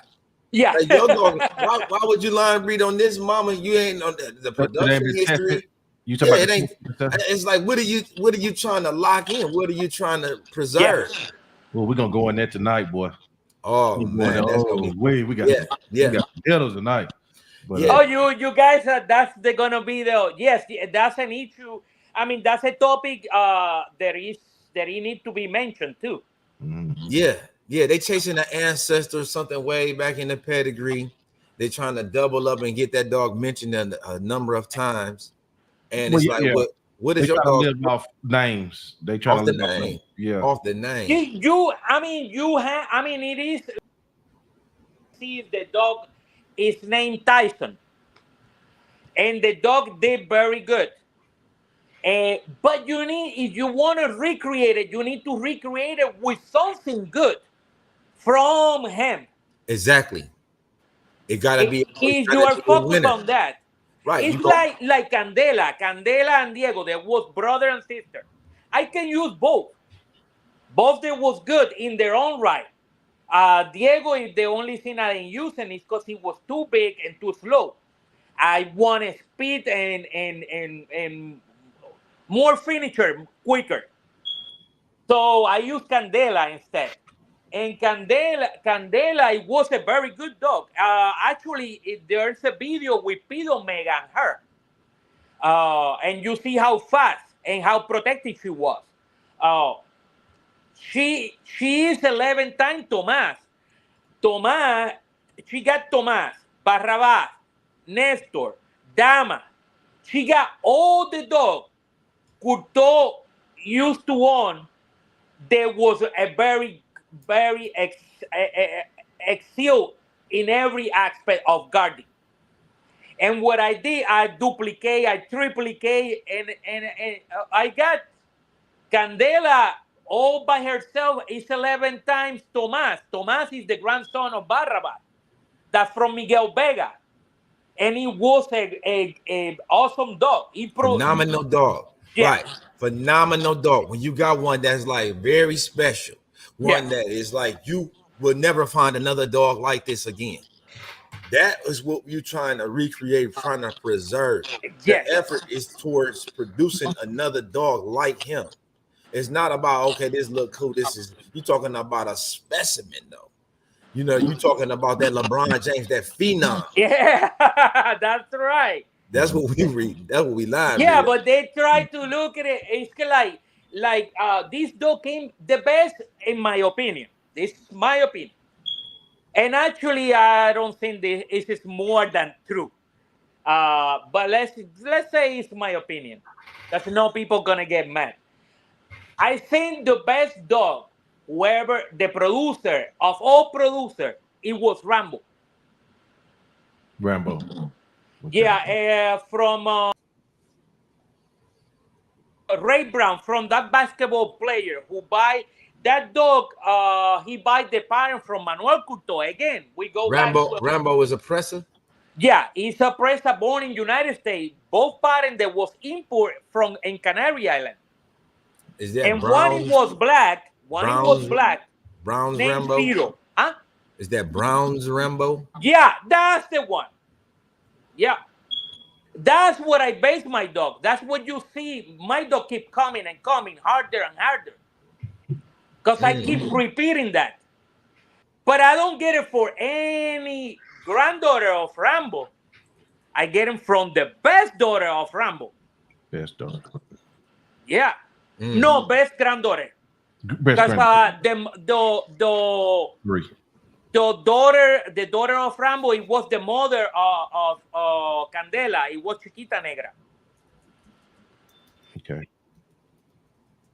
Than Candela. But Candela passed better dog. And that will be Cuervo. I got one. He's herding. The damn dog is herding in Tampa animals. And he's protecting and everything. And they're little mate brothers. The sister, I got one sister protecting as well. That leader, I seen all of them, they came out 100. But the most evil I got it in my house. And that's Cuervo. Cuervo, that's the one who killed a cottonmouth. And the next day, all swallowed. I saw that on your page. Yeah. He wanted to kill another one. He's hunting again. Isn't it all crazy? Yeah, get that going. Get him back. Get him back. But I know her enough. Right. Let me ask you this. Yeah. Give me your top 5 breeders, past or present, of the Presa Canario. To be honest with you, Couto in the past, he was phenomenal. I don't know. I don't see anything from him for a while. But nobody can put it down. But the problem with Couto, the problem in Presa, we got these breeders that you have to add something. If you add something, it's no longer pure again. You know what I mean? And he's one of those. In garden, dog, there is no breeder. But the thing is, he doesn't have 100% pure. That's the problem. And many people either. But nobody can take him. Yeah. But I'm coming for him. And I don't need 60 dog with two. Yeah. With two, I'm a believer in quality, not in quantity. Yeah. Right. It don't take a few. I don't have no whole bunch of dogs, and I would never. I don't think that I would want no more than 10 for my. This mess me personally. Nothing wrong with somebody else having more than 10, but just like to do everything that you need to do and meet the dog's needs. I've been inbreeding and line breeding with between 10 and 14 dogs. That's it. Yeah. That's still a lot. You're talking about between 10 and 14 dogs. You're talking about, let's say, how many females? 8. And actually, my females, they only have Candela. Candela, before Dan died, she have only 3 litters. I don't even breed my dogs, hardly enough. And I got Rocio. She got 2 litters. But I need to get one before because she's getting too old. I need to get another one. How has the market been for you? I mean, when people they are desperate, they all call me. If the economy goes really crazy, I I have to. I breathe for me all the time. Every time I breathe for me. But when the economy it is bad, when people get freaking scared, I have to breed at least 3 female or 4 Yeah. Yeah. puppies. Scale back. Just to keep 1 or 2 puppies. Because they don't. Those two, if I let them, I cannot keep it. Every time I breed is for myself. Right now, I got a litter in here. There is only six puppy, and from those 6 puppy, only 2 will be available. The other 4, I'm keeping it. A lot of breeders ain't willing to do that. No, that's what I got a line. Yeah, that's why you have a line. That's exactly why. Every time I put something together, I'm holding something back or placing it close because I would like to follow this dog's development and growth. Yeah. I have an expectation when I'm And ready to dog. those two, I'm gonna try to get them with people who will listen to me and test them. Exactly. Or allow me to come pick them up and do what I need to do. Yeah. Yeah, if I need to breed, is one of them. Anyway, with the people that I have the dog, I never have a problem if I want to breed. And right now, I don't need them. But it's in case that I need it, I got plenty dogs that I can breed, and they're some of them they're close. 1 hour drive. Top 5 dogs all time. Presa. Oh, 5 times. I will say it doesn't matter. They're 100%. It could be the development, right? Okay, I will say Barrabas. I will say Tomas. Hold on, because I like to look them up. You say who? B. Barrabas. How you spell that? Be like that cowboy Barrabas. B-A-R-R. B-A-R-R. A. V-A-S. Barrabas. Okay. That's from Miguel Vega. Okay. Gotcha. Tomas is a good producer. Shio was a very good hardcore dog. Dama, as a female, it was one of the best female. The ones that I like, they are not from me, right? That's fine. Okay. Anywhere. Yeah. Oh, I can mention mine? Yeah, you can mention yours. No, I will not. I will be fair. All of my favorite dogs came out of my house. Stop being so hard on yourself. No, I will be. I will not mention none of mine. No, all of mine. Every dog that I mention, it is in my pedigree anyway. That's why you got on that. Hey, no. That's not why. That's not why. And but those dogs, they became the representation of pretty much everybody can reproduce that. You know what I mean? They are crossing too much, and they go all this and that, and if they have something from those dogs, it's gone. How many people, when they find out what I get Candela, how many people buy dogs from the same dude? Many. But how many dogs they are like Candela? None. Only her and her brother. I sit in there, everybody, they pick the wrong dogs all the time. Yeah. And they pick the dog that are not for them. It's not for them. You gotta have an idea what you're looking for. What is gonna fit into your role, the role you have for the dog to play.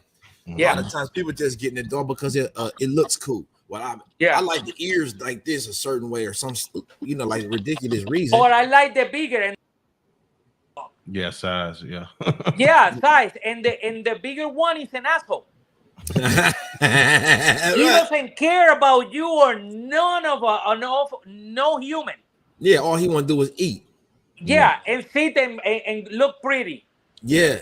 So when I contact these dudes, all of these dudes, I say to them, "This is my word," and they will tell you that's what I did. Pretty dog. and after the one who is willing to be with me. Right. And that's what I did. See, and that's one of the things that I try to like cultivate is that relationship, that in tuneness between the owner and the handler, the dog and the person that is, who is. I think that I can't wait to have these conversations a little bit later, because I think to have great success with your dog, whether you're gonna be a game dog, man, whatever type of dog that you have to have an understanding of the dog.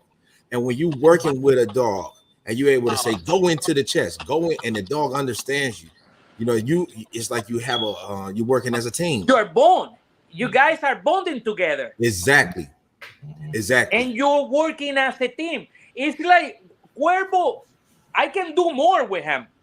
I can go to the moon with him.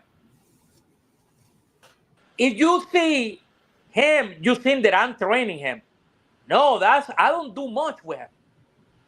But when you see me and him together, you see him looking at my head all the time, looking my face.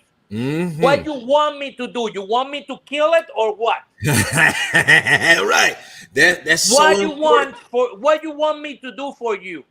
I'm not a trainer, but I'm in tune with the dog. I'm looking for. I take a dog to a certain level where the focus is on me. I'm just once I got to develop the eye contact, I know I can train the dog to do anything at any given time, because they have a relationship, they have an understanding of when I'm pleased, and when I'm getting ready to. You know what I do when I got puppies?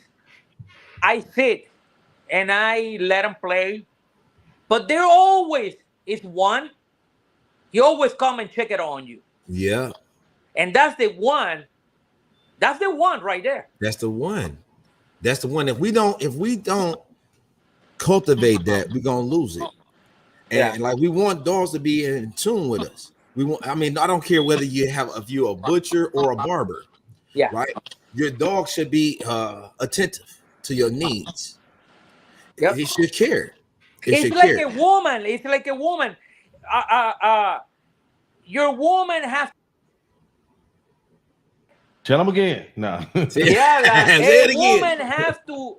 If the woman if you take her because she was interested in your money, she's gonna cheat on you, and it's a matter of time.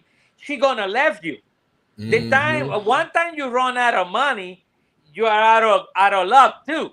Yeah, right. Or the clothes. That's another one. Like, hey, listen, I don't want no woman to love me because I got Gucci designer stuff on. Because guess what? I say this all the time. The clothes is coming off at the end of the night. Yeah. Or you don't want to take my shirt and then put it on another dude. Now you like that dude. You know what I'm saying? You pick me because I got a nice shirt. Yeah. And now I take the shirt off and he got the shirt on. Now you like him. No, love me for me. Yeah, but the dog, they're more faithful than a woman. Right, the dog will never leave. Yeah, the dog doesn't care if you're living under the bridge. He will love you unconditionally. That's right. That's why and he will protect you. And I'm always have me a dog. I don't care if they sell it for $10 or $1 million. If they what my dad is worried about? Is something happened to me when I'm by myself, and there is no way to get to me. One time somebody tried to get close, my dog is gonna try to kill him because he's gonna think, they're gonna think they're trying to hurt me. Yeah. I had a situation like that. I found my cousin passed away. My cousin had passed away. We were trying to get in the house. Oh, I'm sorry to hear that. Yeah, this was like in 2008. But the dog was in there with him. Couldn't nobody get in there. Wow. They had to call me down to go in. Yeah, it was tough, man. He was with that dog. He had that dog trained off leash, walk through the city, off leash. Wow. And he wasn't a dog trainer. He was just a dog, a person that loved a dog, had a relationship and understanding. And that tell you right there. But I mean, it's the truth. And I love dog, and I'm not quitting. I love what I'm doing. I really do, and I don't do it for the money. Yes, everybody need money, and I sell dogs too. But it's kind of hard for me when I sell them because I always say if that will turn better than mine, the one I keep. Right. Hey, oh no, man! I had a dog one time that just changed my whole mood. I saw the dog, and that was just like I couldn't believe it. When they came, they kind of rocked me good. The brother came with the family. You know, he had his wife, his children. I'm like, this the ideal home for the dog. But it was my personal dog that I wanted to keep for myself, and I'm trying to like balance. And he looking at the dogs. Man, I saw that And dog, he and will choose that one. he chose the one that I wanted. Hide them next time. Hide them. But I said I would do too. I ain't doing this again. I said you won't see this again, bro. I ain't never going through this again. I said You know, something happened similar, but it break my heart, and I feel dirty. For a while, I didn't did breathing because of that. What happened? I was this guy always every year say he's gonna buy a dog from me, and he never show up. Then with the pandemic, he say, "I'm driving. Do you have puppies available?" And I say, "I have one. I have three available, but I ain't showed the one I'm gonna keep." And he say, "I like that one," and I say, "Okay." But every year he say he will come and he never show up. He never give me a down payment for the dog. So somebody came from Tampa and he say I want that, and he take that guy buy 5 dogs from me in different that one You said he bought 5 dogs and what? in different times. And I asking him if he's gonna build an army. Yeah, yeah. I mean, and all those dogs they came out good for him. I see him. Sometimes I see videos that he posted attacking people and stuff like that. So the guy picked him up and he called. And I said, "Do you like this one?" And that's my keep. That was the last puppy. And I say, "My God, he's driving. I have to give him what?" And I said, "Do you like this one?" "Oh, that's even better." And he came and he picked him up the dog. That dog is scream like a kid. Mm. And it break my heart. I feel so dirty. I feeling like I was selling my kid. Mm. Yep. That dog, he make a scream that I never hear in dog. And it was so awful that it made my eyes watery. Mm. Yeah. And Can I I say I will not do that ever again. Right. I say that. Yeah. I went. Mm-hmm. Can I ask you just one question? I don't think you asked this. What are your thoughts on dog shows, dog sporting events? Have you ever been involved in any of that stuff, titling or anything? When I was a kid, I was 7 or 8 with a laptop, and that was it. Mr. Morales, you said you was 7 or 8. You ain't know no better. Yeah, and I knew better. No. Whatever is the person want to title the dog. I mean, I don't judge, but people tell me that it's required. In what part of the standard said that I'm required? There is a requirement to have your dog in a show. Nowhere. It say the dog has to follow a standard, and I follow through, and that it count as a guard dog too. Mm-hmm. Is it possible? In my breed? Yes, sir. Is it possible for a working dog of your temperament to be able to show? My temperament is too much for the show, because the thing is, I mean, I can probably find a dog, and if you try since he's a puppy, to people touch him a lot, he will get used to eventually. Maybe that work that probably I believe, but these judges, I don't trust them. They're dirty. And much of them, they don't even read the damn standard. The standard, yeah. Ooh. I sent the black Borbo to the dog show at the AKC. Uh-huh. and they don't know that You the see? judge is supposed to be a master judger, right? He's a master of 160 breed standards. I sent my dude up But there. now you know. I sent my dude up there with the black bauble, right? He done awarded it ribbons. I'm talking about, man, they had black baubles are not accepted by the AKC, but the judge didn't know that. Done awarded my dog some ribbons. And I'm talking about you talking about We a didn't hit the firestorm. standard. They don't know the standard. Yeah, I know that. They, they And in Presa, you see this Presa look like Borbo or Cane Corso or the other way. Borba look like a course, kind of course. Cane Corso look like more like a Presa.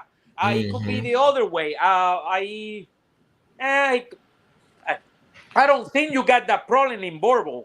Yeah, you do, but I think what the thing is why we're going to see this happening again and again and again because of, like the breeds, like you got But the let me ask Ridgeback. you this. Let me ask you this. Eh, where there is no old standard who say the black Borbo it should be in there, like us. No, they say that the black Borbo is a modern So it recreation was as not an in there additive. in any. The original breed standard, no, it was not in there. It was not included. Oh, It so was it's a actually new thing. it was But with written out. us, it was the other way around. It was in the first standard already. Okay. No. So you cannot change. You cannot change what you did. Right. Familiar.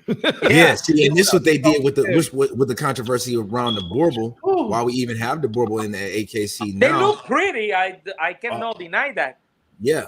But they said that this dog was not a part of the original breed standard, and they altered the standard to include the black Borbo.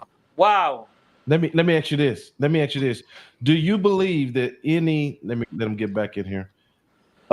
Any other breed clubs that's on the board, do you believe these people should be breeders if they're judges and on these breed club boards? I mean, it all depend. I mean, to be honest, I'm more like Hitler type. I like purity. I don't care the human race because we are no.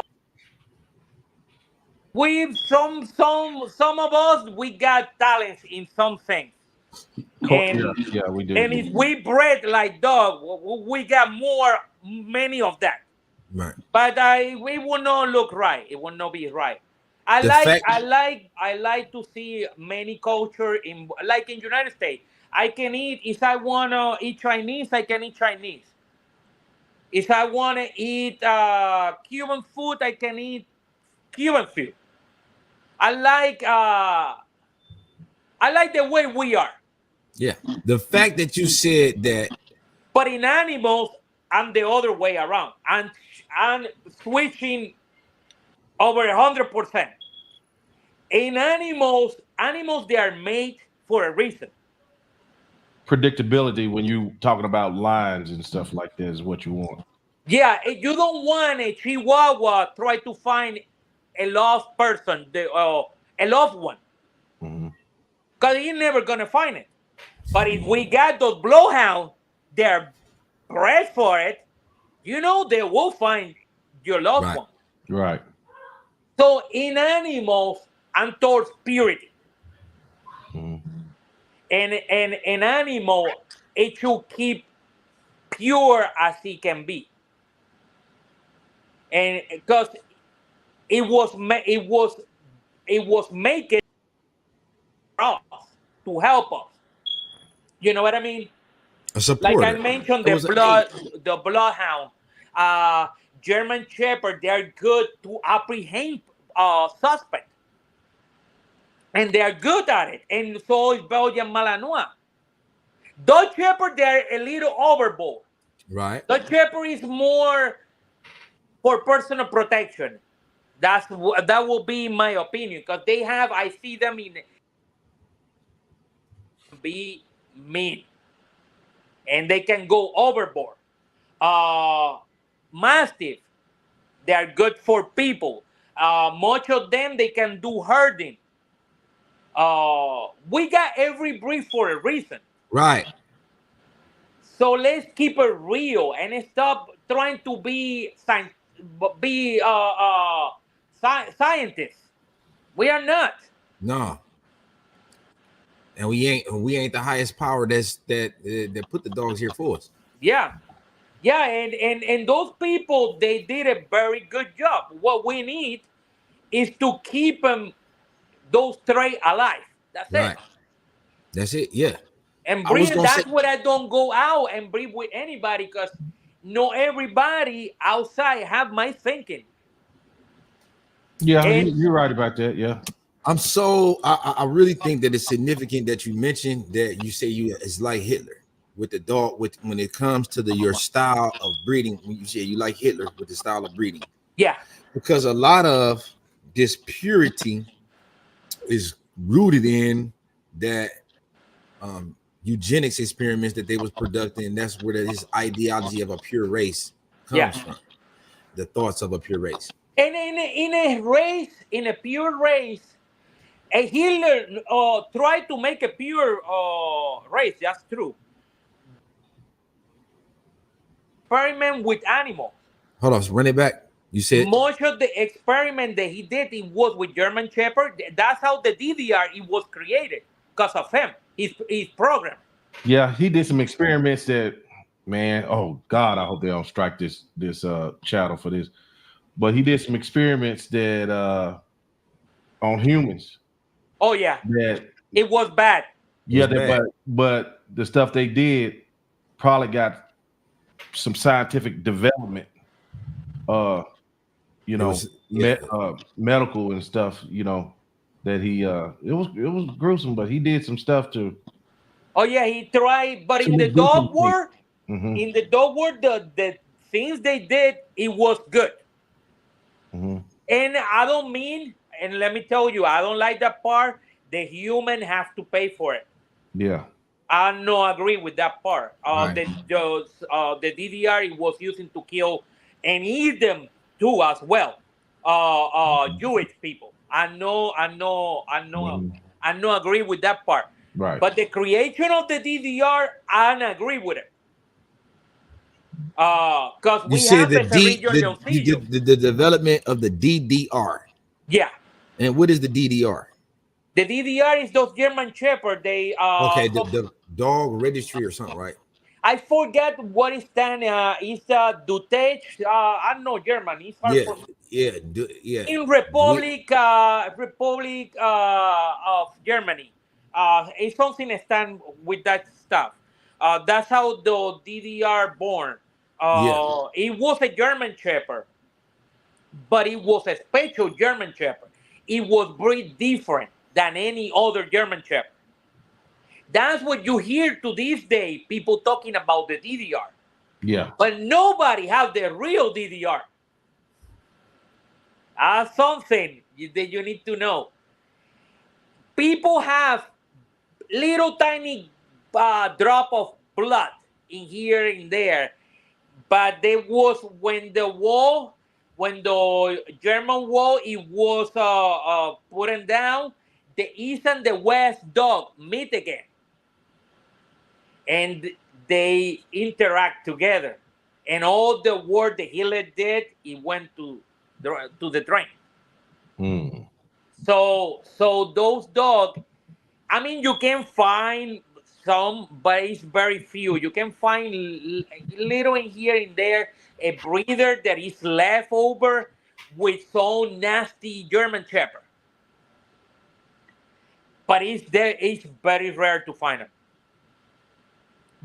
They are in the sport or they are in the show. And in the sport, you don't want a killer either. So that's what I don't like, a sport dog or show dog. Because a sport is make-believe. Right, it's a game.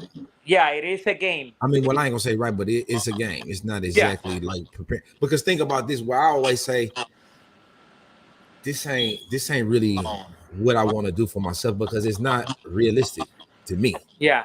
It's training, nothing wrong with that. But how many situations is a bad guy gonna come up with a milk crate full of pebbles And then your dog is, I mean, once the dog is activated and it's saying back up, don't come up, don't walk up, don't come no and closer. you forget the part to mention, the part jumping like a clown.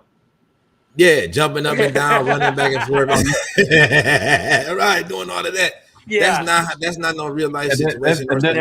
Don't nobody act like that in real life. That's right. Don't come up, you know. Don't nobody act like that. Like it got an epilepsy. Yeah, that's not how it goes. That's not how it goes. Most of the time, your dog, you want your dog to be able to respond to your energy, your voice. You see my videos. You see the videos that I have when I got my dog, different dog, spit it out the sleeve and go back to the human. I hadn't saw that, but I meant to tap in on that. I was going to ask you what kind of trainer were you? Because let me ask you this. Okay, let me put it like this. Yeah, go ahead. What are your thoughts on people who prove their dogs through using equipment, sleeves, and whatnot? Or are you more into street protection where it ain't about the equipment, it's about the man? I'm that person. It's more about the man. But I use the equipment. Chicago, that's how they think. Gypsy and P Dunn. That's what I get along with them. Yeah. Okay. Yeah. And you see, the only people I mentioned, Don P, Don Mega, all the people they believe defense all the time. Right. I'm that type of guy, but I believe the dog, it has to. It's when you are frustrated. The dog is frustrated. He want to buy something. You have to give it some kind of reward. But I want to see the dog coming. Hold on. You said, but after what? You got to give it some kind of reward. I want the dog to spit it out of his mouth naturally and go back again to the war. Because the war is not over until that person left. As long as that person stay in there in front of the dog, I want my dog naturally try to hurt him. And if he go by the sleeve and I taking him happy and run to my car, wherever, I'm telling him how to quit the fight. Yeah. That's what I put in his brain. I saw a dog get stabbed the other day. A police dog came up on that dude, and they grabbed that arm. He hit him with that pow. I said, "Woo!" He was just leaking everywhere. Hey, I want to tell you something. What happened to the dog? Yeah, did he probably? It was I don't know what happened, but he was stuck bad. I mean, he was leaking. He fight back or no? No, after he got stabbed, he quit. He turned loose. That's the problem. Because when you sleeve happy. Yeah, that's the problem. Yeah. I wanted to say this to you about a very underestimated trainer people forget about. And I talk to her sometimes. Okay. Gypsy Stratton's wife, Lori Bird. Oh, okay. Yeah. But I never see. I see everything go. Oh, I know she does. Of course, she's been with Gypsy all her life. All her life, yeah. She know what is cooking. She does. Yeah. And she can train people, but I don't know. I don't think she can do what all these people doing, because she's no younger either. Well, yeah. But she got they got students up under them, like I mentioned, Hecka. When we doing that show, Hecka tonight? Yeah, Hecka. Oh, Hecka. I like him. Yeah, Hecka. 7:30. Yeah, check us out, man. Check us out. We're gonna be on 7:30. Yeah, I will look. I will look. Yeah, we're gonna be talking about the masses. I rather see some people talking about dogs or talking about dogs than watch a movie. Right, it is my movie time. It ain't a lot of spots besides the pit bull community where a lot of people talk dogs openly, and like Jordan's channel, my channel, where you could talk it and freely, and people ain't I thank you for that. Yeah, It yeah, was about time. I yeah. was even afraid when I mentioned the game dog.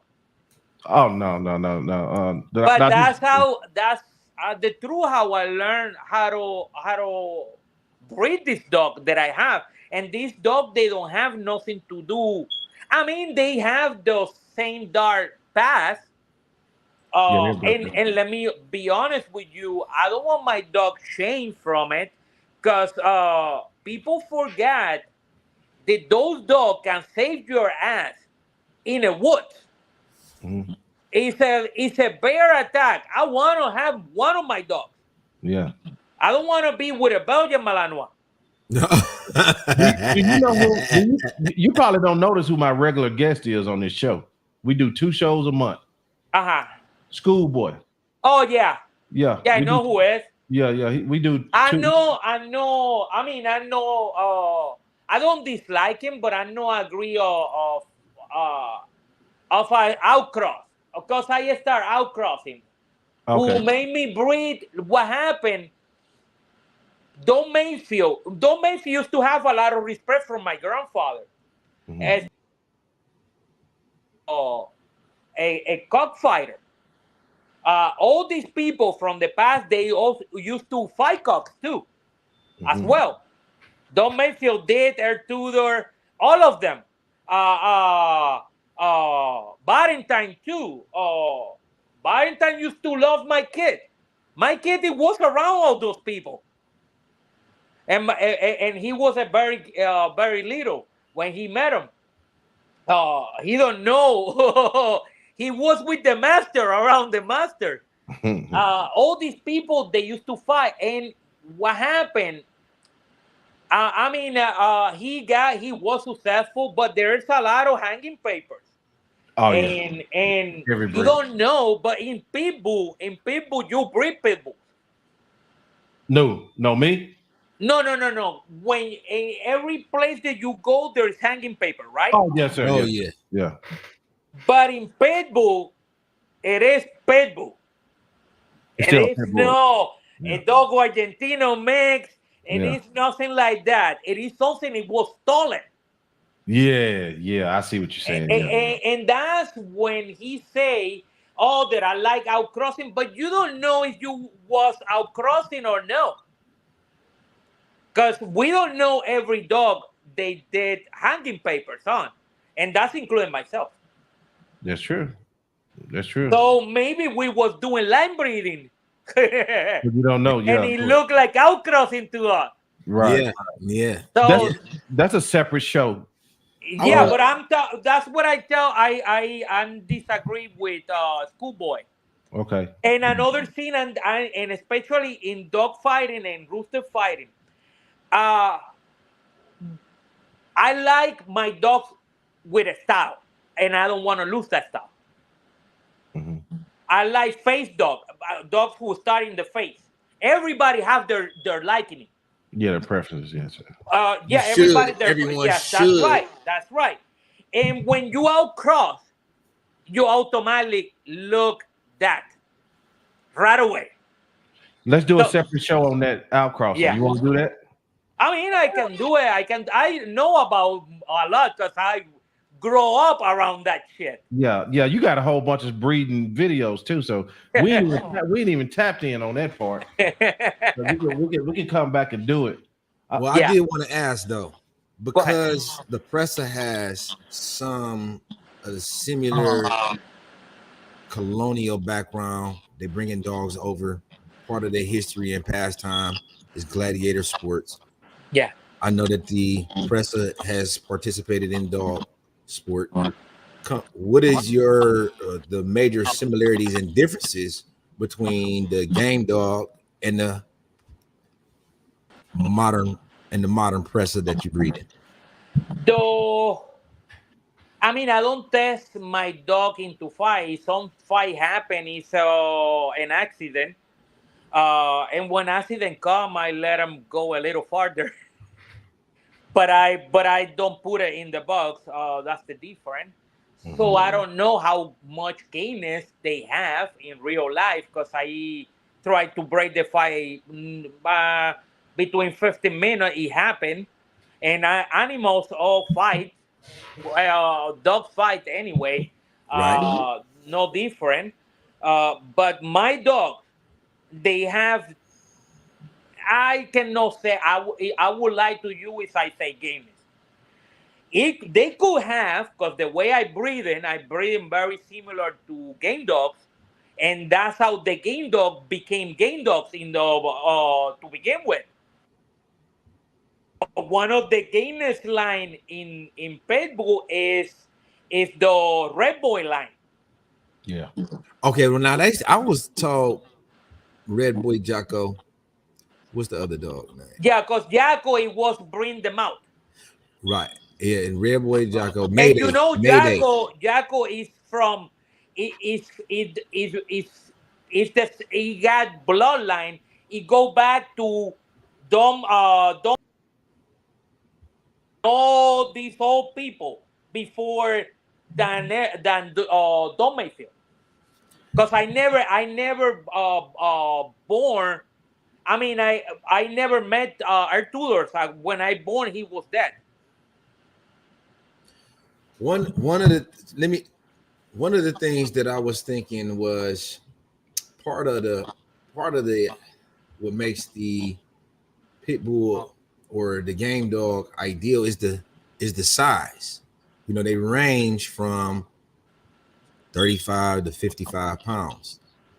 Mayday, the classic Red Boy Jocko Claw. Yeah. I'm hearing he was 65, 70 pounds That's a catch weight. catch weight. Yeah, That and means Mayday that's not no game weight. It was the first fight.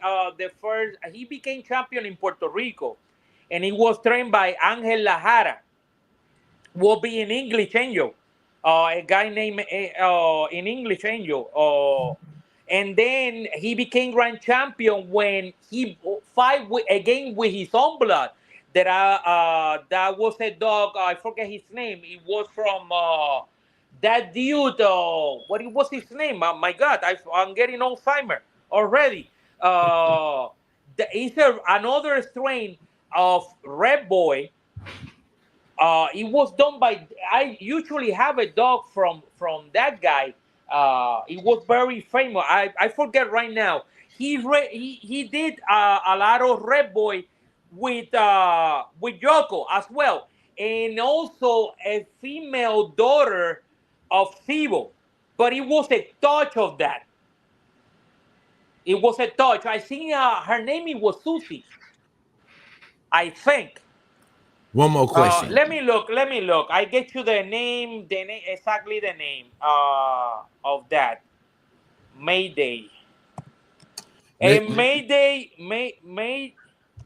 Mayday, it was a doctor who owned it. A dog that what? A doctor from Peru. Okay. What I forgot his name too. I know a schoolboy will have that. Oh yeah, he would know that. Yeah. Yeah. He got better. His mind is better than mine. Mr. Morales, I got a question. Oh, Southern Kennel. They're from here, from Florida. Southern Kennels, Okay. that's right. Yeah. Let me ask you though, Mr. Morales. Oh, Tans, David Tan. Tans, yeah, Tans yellow, Tans yellow. Yeah, yellow tan, yellow tan. He became ROM. David Tan told the owner. What was his name? He told him if made they have the same blood as him, he doesn't want to do the match. But he say no, my dog is not your blood, and they went and he got David Tani don't want to do it with his own blood. Mayday is a grandson of Red Boy. Oh, is he? Okay. Yeah, and Yoko, it was Davis Chavez, it was a gay guy. You call him gay, he come and kill you. He was very dangerous. That guy, Joko, he doesn't have that much production because he killed somebody went to check it out his meter from the electric bill. He shot him with a because he thought he was an intruder. And it was And the that's me- how he served. it was the meter man. Yeah, he killed him. Oh man. James Crenshaw, the guy who used to own Honey Bunch and Jeep and Charlie and Rascal, all those good dogs. Mhm. Uh, he was making a joke about gay people, and Chavez was quiet, and everybody told James Crenshaw, go home, disappear. He's coming when he will come back to kill you." And he left. As soon as he left, Chavez showed up in his car with a shotgun to kill him, but he didn't find him. Mm. So James Crenshaw live another day. Oh Hey, man. flow like a butterfly, sting like a bee. Your hands can't hit. Yeah, no, that guy was something else. That's when Joko career as a breeder, it ended up because when he was arrested, all the dogs went to the pound and they get euthanized. Wiped out his whole bloodline. Yeah, that's That how he was it. died, and that's what no many people. You don't see many dogs with Joko on it, but Joko is. We got. I don't know. Is this dog? Yeah, Mayfield. You see Mayfield lining, like I was telling you. All these dogs go back to Daibo. Yeah, Grand Champion Diabo. Yeah. Daibo was one of the best dog Arturo used to won. From there, that's how Don Mayfield made Daibo. And Pete General, he was a great dog, but he never been proof in his house because he was stolen. And then he show up Midnight Cow. No, Midnight Cowboy. No, I'm sorry. Jesse Robb Midnight, Grand Champion Midnight. Grand Champion Midnight, and you look Pete Jenner, they're identical.